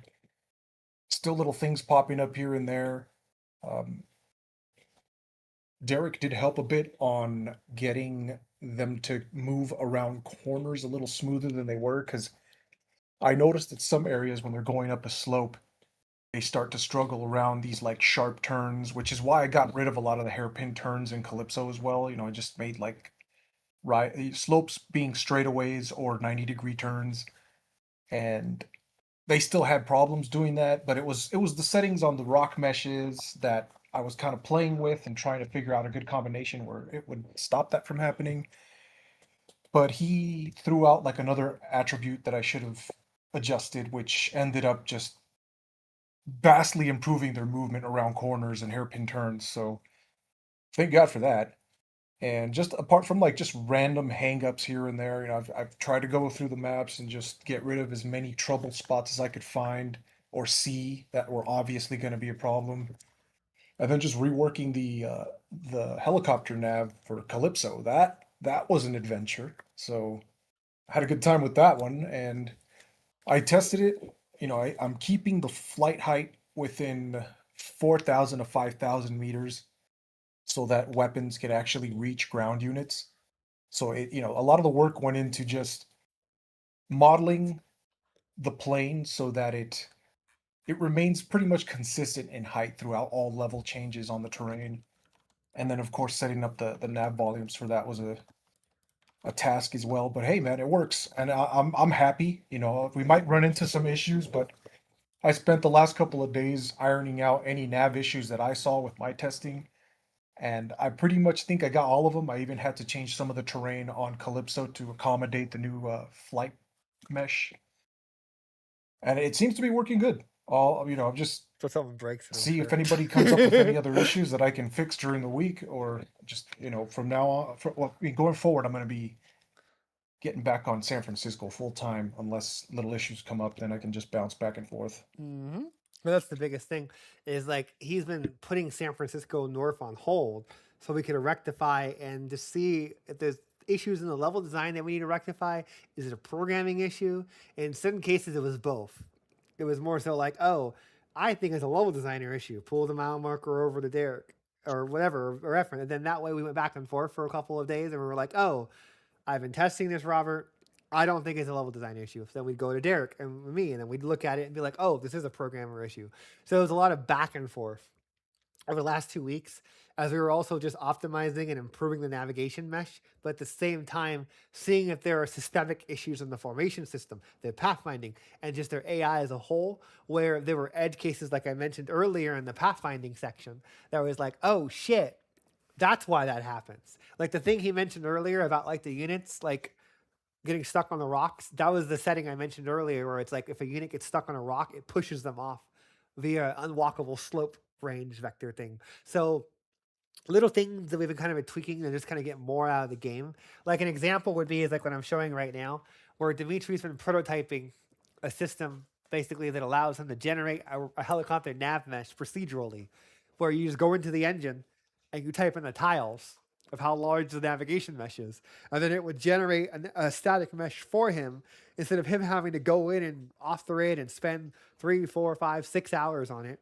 He can generate it in probably about 40 seconds.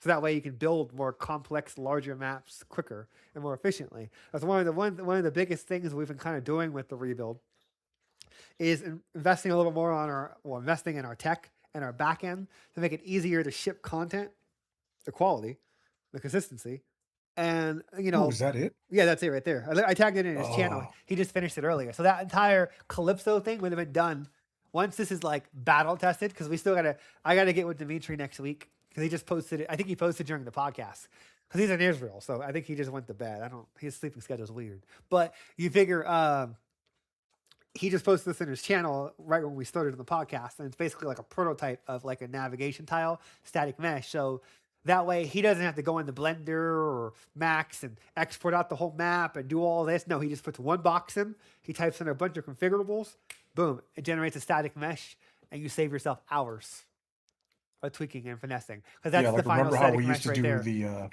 What? area meshes for Oh, building? fucking Legacy making the zones. That was horrible. Oh, God. Give me fucking Vietnam flashbacks to how we used to do the zone markers. Now it's all procedurally generated via some magic code that Dimitri mixed up. Well, he started it, then I converted it to C++. So I figured, From like 1 to 2 days doing that work, it went to like 1 to 2 hours. yeah, in Legacy, because it was horrible doing that workflow we had. But that just kind of comes down to first game versus like 4 or 5 years of doing it. And you're like, oh, we could do that better. We could change this. We could, do this in this way. So it's kind of like weird, because like one of those things where it's like the first time you build a house versus the 10th time you build a house. You do things differently in terms of just generally just every aspect of design. And I think that shows with the rebuild, considering like the multiplayer, the doctrines, and just the layers that we've added. Like the infection stuff going into July is going to add more DNA upgrades. We have that system baked in now. We tested it with the civilian evacuation doctrines window. Well, there's going to be new doctrine upgrades going into July that just allow you to spec your units in different resistances and different immunities and X, Y, and Z. So that's why those 2 upgrades are in the doctrines tree. Not only for just civilian evacuation, but also to test our multi-currency replication. So cool, fun stuff. Other than that, animation improvements. So let's get over to that, and then we're going to get ready to Q&A. So we're going to go to top-down example, and then let me load into that map. So I think I already have them pre-placed. I don't know why I have my camera moving that fast. So one of the other things was, I mentioned this briefly earlier, was having it to where like the animations and the IK and just their how they play. So, you motherfucker, hold on. Die. Okay, cool. So you figure, yeah, so Michael's been kind of going through and sprucing up their animations, improving their IKs. There's still some procedural stuff he needs to do of like, I think we gotta get the feet IK working. So when they're going up slopes and your camera is close enough, it will do snapping like in an MMO. And then we'll just have that as a graphics preset option if you don't want to worry about that, because it puts more strain on your CPU. The people that want the feet to curve and adjust to the ground, you get that. And then the other thing would be is like, potentially I got to get with him and see how possible this is having it to where we have an IK for pulling out their arms if they have a chest piece like that, so the arms don't clip into the vest. But that would just be an IK that pulls out the elbows and pulls out the forward arms procedurally, but it turns off when you're really far out. Like when you're this far out, there's no reason to run that IK. There's no reason to do those levels of calculation because no one can see it. So you tie it based off of the LOD. So there are other small changes where like there were, here, I'll show you guys. Do I have that? Hold on. Oh, you know what? I might have cleared that out because it was using a shit ton of gigabytes of data. So that sucks. But like if I go to our animation blueprint, our event graph is empty. Everything was converted over to C++ because that was the cause of some of the optimization issues that we were running into, where basically like there was code that's been calculated incorrectly. Because again, it comes down to a designer. Like I need this to work, so I'm going to prototype it on the event graph. But then once it's prototyped and working, you got to take that and you got to redesign it from a C++ standpoint and add it into hooks, delegates, events. You don't run things off of update animation. That's amateur stuff. It doesn't work well for scale. So you have to basically like tie it into like an event-based input-out system. So then that way, like it saves your processor because you're not checking every nanosecond. Does he have an M4? What's his movement speed? What's his velocity? Is he falling? No, you tie that into hooks, and then you fire those hooks. So that was what I was working on yesterday. I fell asleep at my computer. I felt sorry for the people that were waiting for the second playtest. I was like, I'll be right back. And then I went to go and mute, blast Spotify, and program. And I think I fell asleep on my computer. And there was like 5 people, I think, that joined the room. And we're like, where's Dark? Are we going to play tonight? Sorry. I did it again. So you figure I do Used that to a happen lot. often. Yeah, people are probably mad at me for how often I fall asleep on my computer. I don't come back. But you can see a good example here is like we use simplified animations based off of the LOD level, or we disable hand IK based off of that. So there's like different things that we're doing that I identified earlier in the week. And then I've been going in and stripping out, and like that was like the thing I mentioned for like their animations or the tire treads, not the tire treads, but the treads themselves for the vehicles. So that kind of wraps up like the updated like fun stuff there. I will mention all the translations got updated for the entire game, so you should notice a lot everything being translated. Leon was bringing to my attention there are certain things that aren't properly translated in German. There was a YouTuber that played the game a couple days ago, and I guess he was saying I had Leon go and watch his video because I was like, Leon, can you know German? Can you go watch his 4-part series and tell me what he says? So then that way, I know what he likes and what he hates. Oh, he unmuted. Yeah. Yeah, sorry. Yeah. It was quite hard to focus on the game because I was laughing to the jokes. Oh. He has a amazing humor. He even showed me the game, so I actually need to thank him to be here. Oh, he was the I YouTuber that played it originally. yes, Oh. he showed me the game. That caused me to buy the game. Then that caused me to eventually join the Discord because I was wondering, it was all quiet over the Steam forums. I was like, maybe join the dev stream or the dev Discord or the Cepheus Protocol Discord to see if the game is still alive. It is. And over the time, I became a dev. Yay. Quite a story. So adorable, cheesy. I love it. Yeah.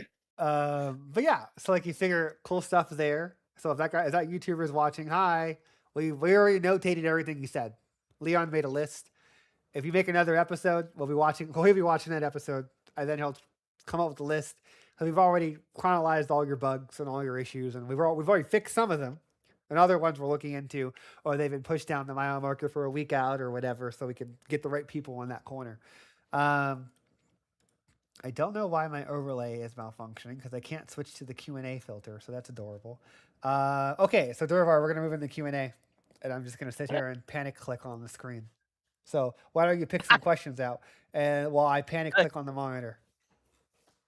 All right. Well, first of all, I would like to once again extend a very prominent thank you to everyone who donated. I've been watching and I've been taking account to everything that's been going on. Right. So moving on to questions.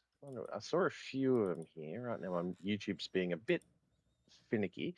So Sprocket asks, can we not have gate upgrade be R, as R upgrades everything else? So I find I'm constantly accidentally making gates. Wait, what does he want? The upgrade button for the walls to be tied to R instead of the gate tied to R. Let me write that down and get back to you on that one. I'm gonna go think about. Let me sleep on that one because I can see where you're coming from. Let me sleep on that one. I wrote that down. Let's have a look. See here. Big Rooney's asking for the wall direction feature from Legacy, or previously suggested dual-sided walls. As it stands right now, the walls are on a short list. So Dimitri right now is working on depth effects for the vehicles. He's doing the prototyping for the mesh that I showed you guys earlier. He's working on a new drone for the RTS cameras, like a custom drone design, like the ones you see in Ukraine that are like the 4 like things on each side and the center camera. And then after he finishes those, he's working on like level with Efren. But at the same time, he's going to be redesigning some of the walls to make them center oriented instead of directionally oriented. Because there's no gameplay change in Legacy or in the current version. The walls were just aesthetic. We should have never made them favor a direction. They should have been neutral. So that was an art director design fuck up from Legacy. And it's the same reason with the guard tower, the mobile guard tower on the Atlas. Those are things that are just kind of backlogged, and we're going to be going through them and sneaking them in there in the next couple of months. Well, ideally for him for the next couple of weeks. But yeah. What else we got? Okey-dokey. So Maybe it's a Sprocket memory asks leak. if they could get spawn commands so they could like do setup for cinematic stuff. So let me think. How do I word it? Okay, so that's a good question. I actually have to make a new trailer for the game. And I've been procrastinating on that until the quality of life and the performance and some of the bug fixes are in. Because one of the line items that I want to get in before we start the infected that's not documented, it's not talked anywhere, is myself and Derek need to get together and we need to finish the replay system in the engine. Because I needed to make trailers. Everyone else can use it for machinimas and screenshots. Because it's basically the replay system from Ready or Not. It's the same engine, or Fortnite, where the idea is that you can go back and you can rewind, pause, fast forward, change your camera location, snap the units, change the post process. It's basically just a director of your old games, whether they be single player or multiplayer. So I need to get that. I need to find some time to fix that alongside all the other chaos.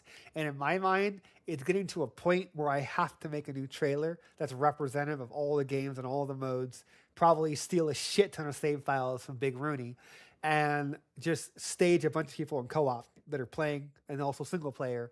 So give me about 2 weeks, within the next week or two, to basically get the custom, like get the stuff that's already on the list done, like the custom game option presets, the workshop integration, some more quality of life stuff that are like in the forums and like small little things that we're going to be doing going to next week.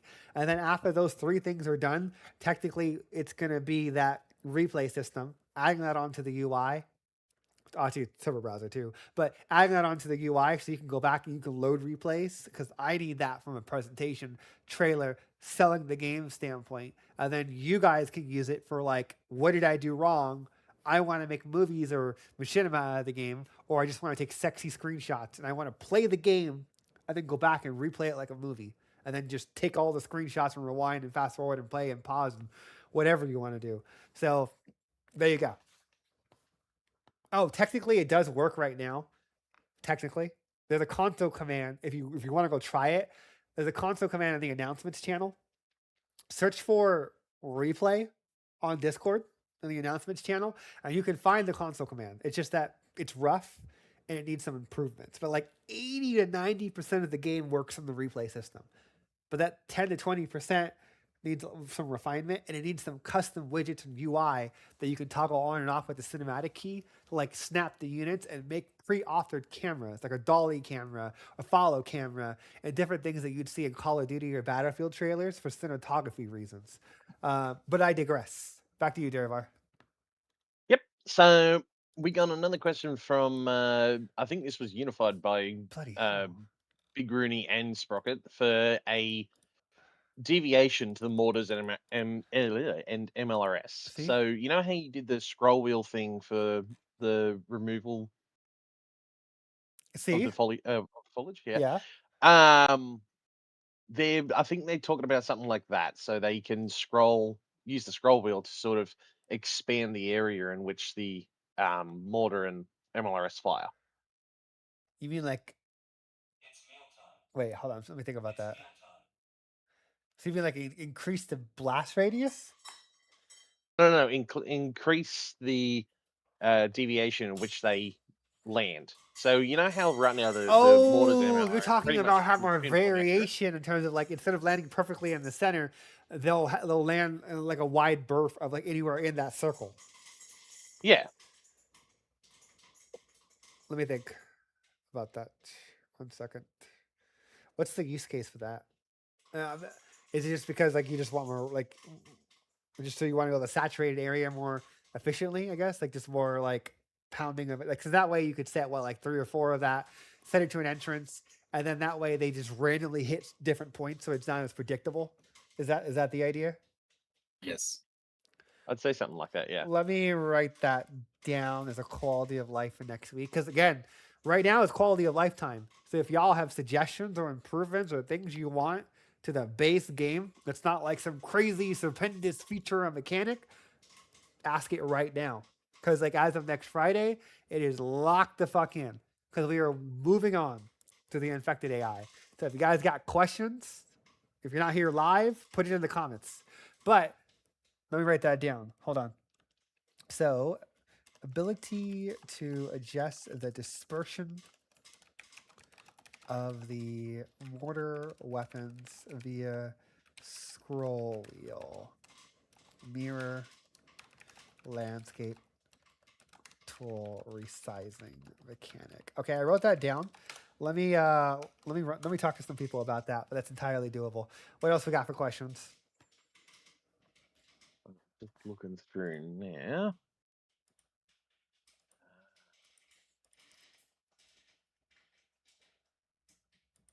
Go gadget questions. I know, right? I'm I'm trying to. surprised there's Hang not more like I, questions about like I, quality of life. I have a few. Okay, hit me But, with it. Fill the time. with the UI rebuild, could you have an option to input custom numbers for the sliders? Oh, custom numbers for the sliders. That's on my wish list. From Yes. from Chaos Killer. Yeah, that's planned. That's on my list. It'll happen. I'll tell you what. We'll do that next week. Then Silent Song asked, will it be possible to have all building lights in a zone, not the street lights, to be off if population in the zone is empty? Tying zone population lights to population.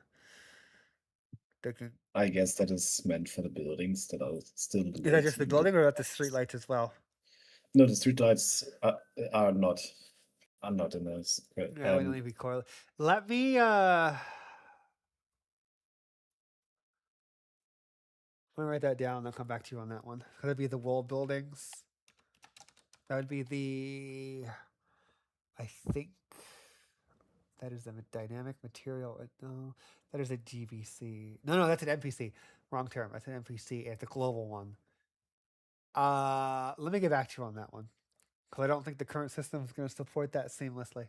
Because that would mean we'd have to have a unique NPC for every building variation, or that would require a re-engineering of just generally how the building lights work. That's a major thing. So I'll write that down. I'll ask Dimitri, but most likely it's not doable right now. It's not worth the time investment just yet. That could be something that we do for bells and whistles later down the line just to add a little more immersion. But it's a good idea. So I'm going to write that down. Okay. NPC. Do you got another question or? I got a QoL question from Yay. Quillaby. Okay. Perhaps having a way to click button with weapon on it, then able to force unit to attack that unit while changing their what? Huh? Example case engineers with AT launch. What? Oh yeah, I'm gonna change those. Nightbot's being annoying. I'll fix that. I don't know why Nightbot is losing his fucking mind. Yeah, that's Sorry about that, Silver. Don't beat me, senpai. I'm gonna have to. I don't. Again, it's a little bit of growing pains using YouTube because there's not that many people talking in text chat. That's why I wanted to centralize the entire podcast into one location, one chat, which is easier to manage. Um, I'll tweak that. Let me put that down. Nightbot. I'll log into him after the podcast and I'll tune him the fuck down because oh my god, that's annoying. What are you gonna say, Durvar? I'm not quite sure I understand Quilloughby's QoL credit thing. Quively, see if I you can believe elaborate. Force units I to believe yeah. that they still move forward while they are changing the weapons. Like that would be my guess. So that the advance won't stop when they change the weapons. Oh. So Okay. the hang on, Sprockets.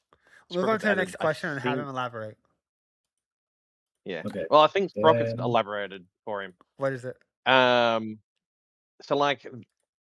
like say they have AT, you can force them to attack jugs with the AT launcher instead of being forced to swap weapons manually. Oh. Hold on.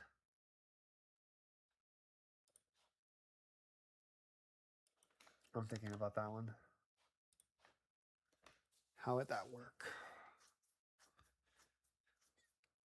Let me write that down and come back to you on that one because you figure auto switch weapons based on current enemy and prioritization. Yeah, because the game already supports enemy prioritization based off a weapon. The AI support like, oh, if I have a rocket, I should shoot the Juggernaut first. But like, there's still an issue where like, if the Juggernaut wasn't envisioned and they've already fired, they already wasted their rocket. It's the same thing that I was talking to when I was watching Leon the other day play with the Apache, and the Apache kept wasting all of its. No, it was a Blackhawk. The Blackhawk kept wasting all of his ammo on the Juggernaut, on the missile pods instead of the gas tower. So he wasted all of his rockets on the wrong enemy type. So that's something that I got to get with Derek about because there's a quality of life quirk when it comes to the units in the game. And I think I was talking to you about this, wasn't I, Duravar? Because you were in the room, and Big Rooney had come up with some suggestions as well. And we were trying to figure out where's the most meaningful way. Because I was of the opinion of making the missile pods and the secondary and the treachery guns toggleable. So you can click on their icon and disable them. And then have it to where you could click on a Black Hawk and you'd get the missile like rocket ability, and then you'd be able to click on the map, and then they would move into a position to fire a missile barrage, like in Command and Conquer 0 Hour, instead of having to worry about like little Timmy is going to blow all of his rockets on standard infected. Because if you go the fire mode option, then you're going to have like 20 icons. And then for every new enemy variation you add, or every new enemy categorization, you need another icon. So it's like the icon method is not scalable from a UI standpoint. So I'm still doing some research on that and figuring out the most meaningful compromise to get both spectrums of control versus like micro. Because you don't want to sit there and have to baby your units. But to a certain point, because of certain weapons are specialized towards some enemy types, like rockets are great towards the juggernauts and mass infantry, but the normal like 30 millimeter and like the Vulcan guns or all those are like okay towards them. Like they don't really shred them as much. They're just more of a sustain.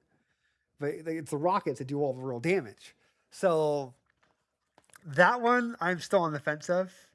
I haven't come to a conclusion yet. That's going to be something that we're going to be doing later towards the end of next week or the week after that. Because there's also an edge case for helicopters where they need to be able to see through trees so they know they can fire through the tree, destroy the tree, and kill their target. So that would improve the viability of them targeting as well. So there's a bunch of different things that I'm looking into to just improve the overall quality of life of the game. Let me get back to you on that one. And if people have other opinions, other ideas they want to throw into the ring, feel free on the YouTube chat or on Discord. because you figure I still feel like the ability option, like in 0 Hour Command and Conquer, is still the best way of tackling this. And then doing a hybrid of Red Dragon, where you can turn off individual weapons by clicking on their weapon. So if you have an Apache and you want to turn off 2 of its weapons, you can by just clicking on the icon on the bottom right details panel. And then now they'll only use that ability when you left click on their ability at the bottom right for that weapon, and then tell them to shoot at a target. And then, like, you know, I don't know, we could make it to where there's a scroll where you click and then you scroll the mouse wheel and it tells them how many missiles to fire into that circle. That kind of stuff. So that way they automatically loop the ability.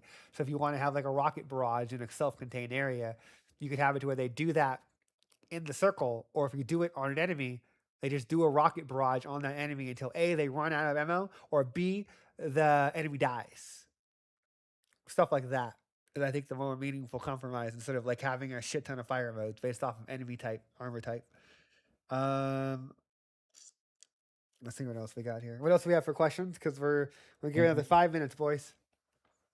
I have Thank you, one thank you. more from Silent. My body is ready.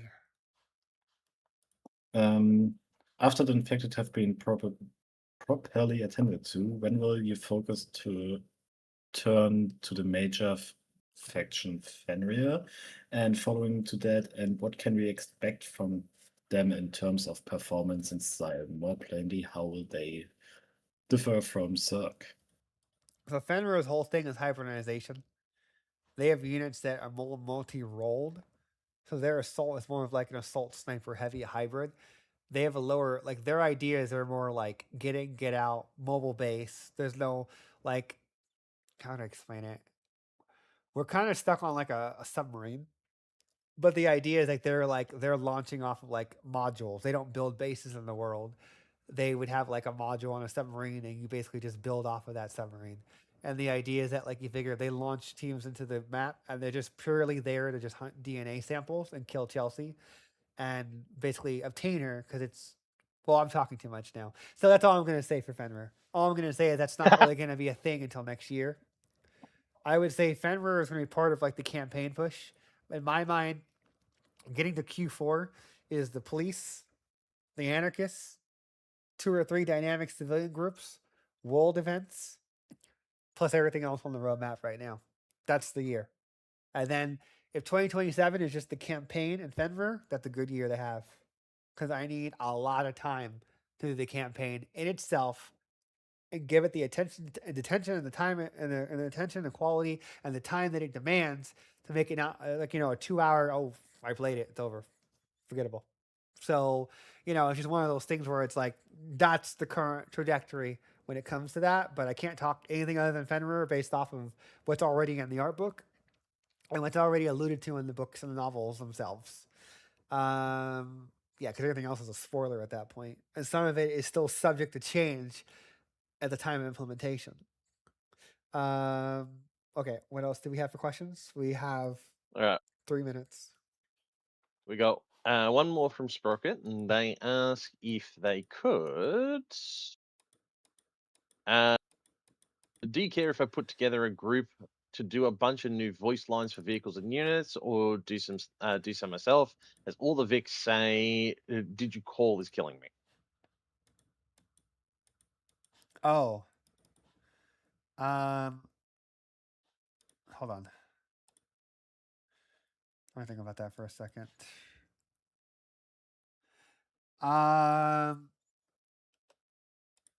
Let me get back to you on that, because there we go. Okay, hold on. I finally got it to work. And of course, it's not resized for that overlay because it malfunctioned. Whatever, it's too late now for the questions. For the overlay. I got it working finally, just for it to, yeah, whatever. I'll fix it next Saturday. But because the idea was that you guys would write questions, and then people that joined later would see the answer, and then it would check mark it.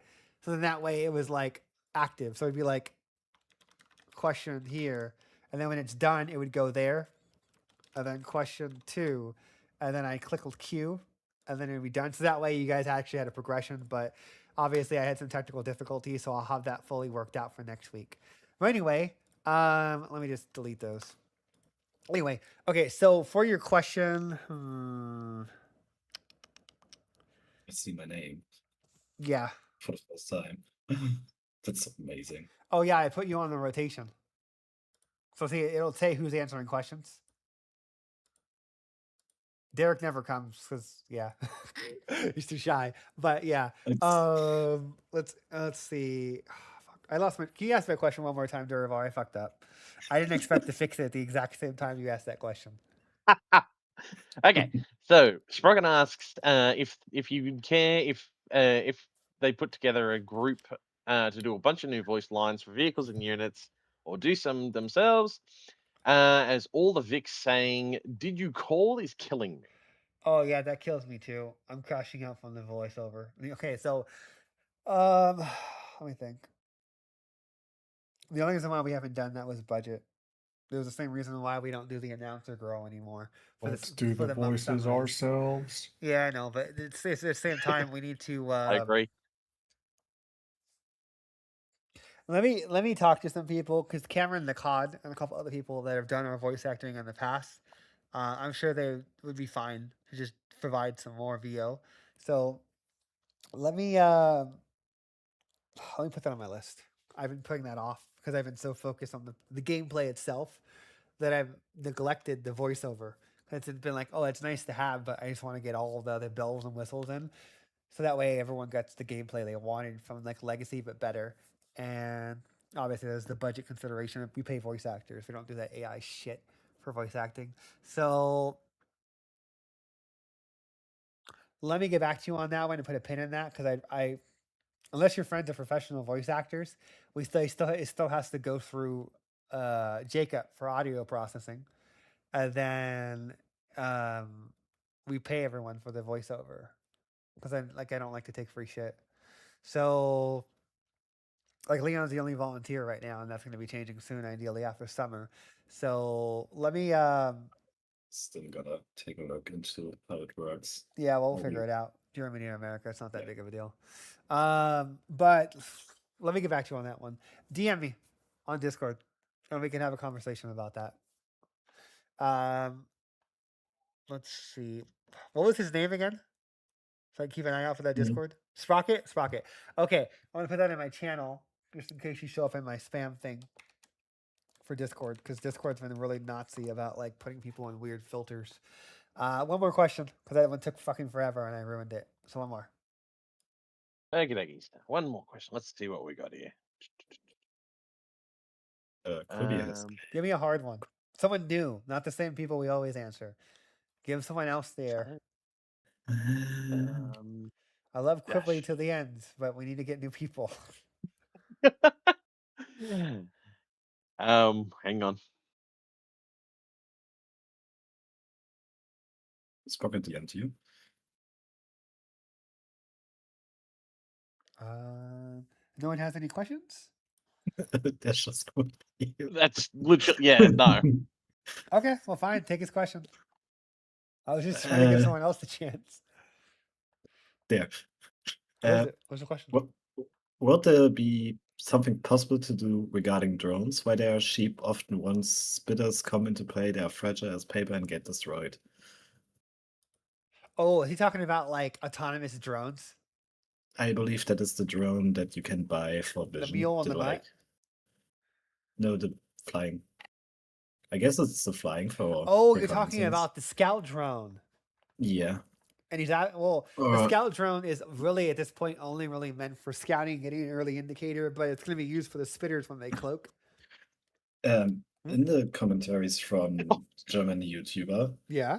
There's a guy in-depth explanation of game mechanics. Yeah. He also explained that he has a use for those drones. They are more. God, I would need to grab that commentary for explanation. But Is that video? putting him on the spot. He's gonna go look it up. Okay, Yeah. we'll stall for you. Put him on the spot. Huh? So, like, while he stalls and looks at that comment from that German YouTuber that covered the game recently, yeah, This is one of the commentaries from his community against the Juggernauts, especially. yeah, He uses like the heavy machine guns, the M240s. yeah. 2 toes, and he has no problems with sharks. And yeah, there's an in-depth explanation on how to counter the spitters, the sharks, all in German, of course. And it's a very long text. I cannot translate that on the spot. I could have done that Oh no, last you're time, fine. Just they can go like read it. They before. can go read it. What's the conclusion? What's the summary? They're not big of a threat. Nope. He has a pretty neat setup, Oh, he's a min and maxer. yeah, That's what we call min maxer. Where it's like they weren't ready for him. Is what that sounds like. So yeah, that's the thing though. I don't have issues with juggernauts. I know some people do, but like the moment the juggernaut pops out, you just need the right combo, and you can slap them down within 5 seconds. Vine, you might lose a yeah, couple of random units here and there, especially if a car goes flying over a wall. But that's the unpredictability of like adaptability. Like, you know what I mean? Like, it happens. Now you got to react. Now you got to adapt. Now you got to recover your units. You know what I mean? Because you're going to lose people while yeah. you're playing. So to me, it's fine. But I know some people hate the Um, juggernauts. Also, Sprocket, sorry. What? I meant that the heavy unit that you can grab from CERC, he has the M240. Yeah. I didn't mean to make it sound as a heavy MG gun. Oh, okay. Well, is there any other questions before we wrap it up? Nothing new? We're good? No, just a complaint or a What? mentioning of you can't deal with jugs easily as a defensive player. That got mentioned in the YouTube chat. Who said that? Sprocket. Sprocket. But I would Sprocket. say you have the turrets, the Well, you have to get the rocket turrets. turret. You have to get the second tier rocket turret. You have to get the guard towers and layered defenses. You got to have the snipers in the back. You got to have the machine guns and the medium tier rocket turrets in the front. You got to have walls tier 2 minimum, and you have to layer them because the sniper turrets have a longer range than the rocket turrets. So that layered defense is going to pretty much screw them. And then if you really want to screw them, put 2 or 3 engineers with the law. Yeah. Or the small GG. And Silva also asked a question: how exactly will the Night Stalkers work? So that one's going to come down to basically there's one technical thing that I got to work out with Derek before we put them in. But the Night Stalkers are meant to actually be on the rooftops, jump around, and be able to move around the map. They're kind of like our way of forcing to get the AI the AI moving up and down buildings again, like in the RTS co-op test map. If you go play that map, that's our prototype that we have for infected being able to run up walls and climb and go through doorways and come out the other side. I got to get with Derek in July. There's one technical hurdle that him and I need to get over before we roll that out to the other maps so Efren doesn't commit fucking seppuku. Because the problem is that how nav links work in the Unreal Engine is archaic and they don't work beyond one tile over. So there's a physical limitation in the engine. So me and Derek need to get in there and figure out a more adaptable, better way of doing nav links on larger maps where buildings can be over multiple tiles. So that's kind of like one of the things that we're looking at right now before we put them in. Otherwise, we'd have to like compensate by having it where they're on the ground, but then change their personality and how they move and tweak a little bit. So it's more of a tactical thing we have to work out. I'm not going to have too much about them, but just know they're more so the cloak and dagger hidden unit. It just kind of pops in, pops out, and they're predominantly at nighttime. And there's one other infected type, the stalker that we showed previously. There's like the depression old man that's like falling apart and rotting. And that's the other one that comes out predominantly at nighttime. And I don't know why YouTube keeps And I malfunctioning on found the encoder. right commentary. Okay, so we're gonna move into Q&A. Not Q&A. We're gonna move into the outro. Deriv, are you ready? Yeah. Okie dokie. So, thank you all for coming along and being here. We appreciate Robert and Leon and Efren being here. If you wish to support the development of Cepheus Protocol further, you can always go and see the game on Steam. We also have a supporter pack and a Patreon. And if you wish to discuss anything with us, we also have a Discord that you can join. And feel free to pop any questions or just talk to the community. And don't forget, like we have different support packs on Steam, Everything helps. We're self-funded. We don't have a publisher. We just do it based off the Steam revenue, Patreon revenue, and just generally, we all generally all work we work day jobs. So this is the passion project for us, and it's one of those things where it's like for us, like we wouldn't do anything else. It's great. We love doing this. We love engaging with people. Um, so again, like just buying the game is enough. Obviously, we're on sale on Steam. If you want to do more, great, do more. Otherwise, have fun with the game, get your friends to play it, and just have a good time. Like, you know, make it a deal. Uh, anything else you want to add there, Var, before we wrap it up? That's all I got. Okay, well, thank you guys so much, and you guys have a great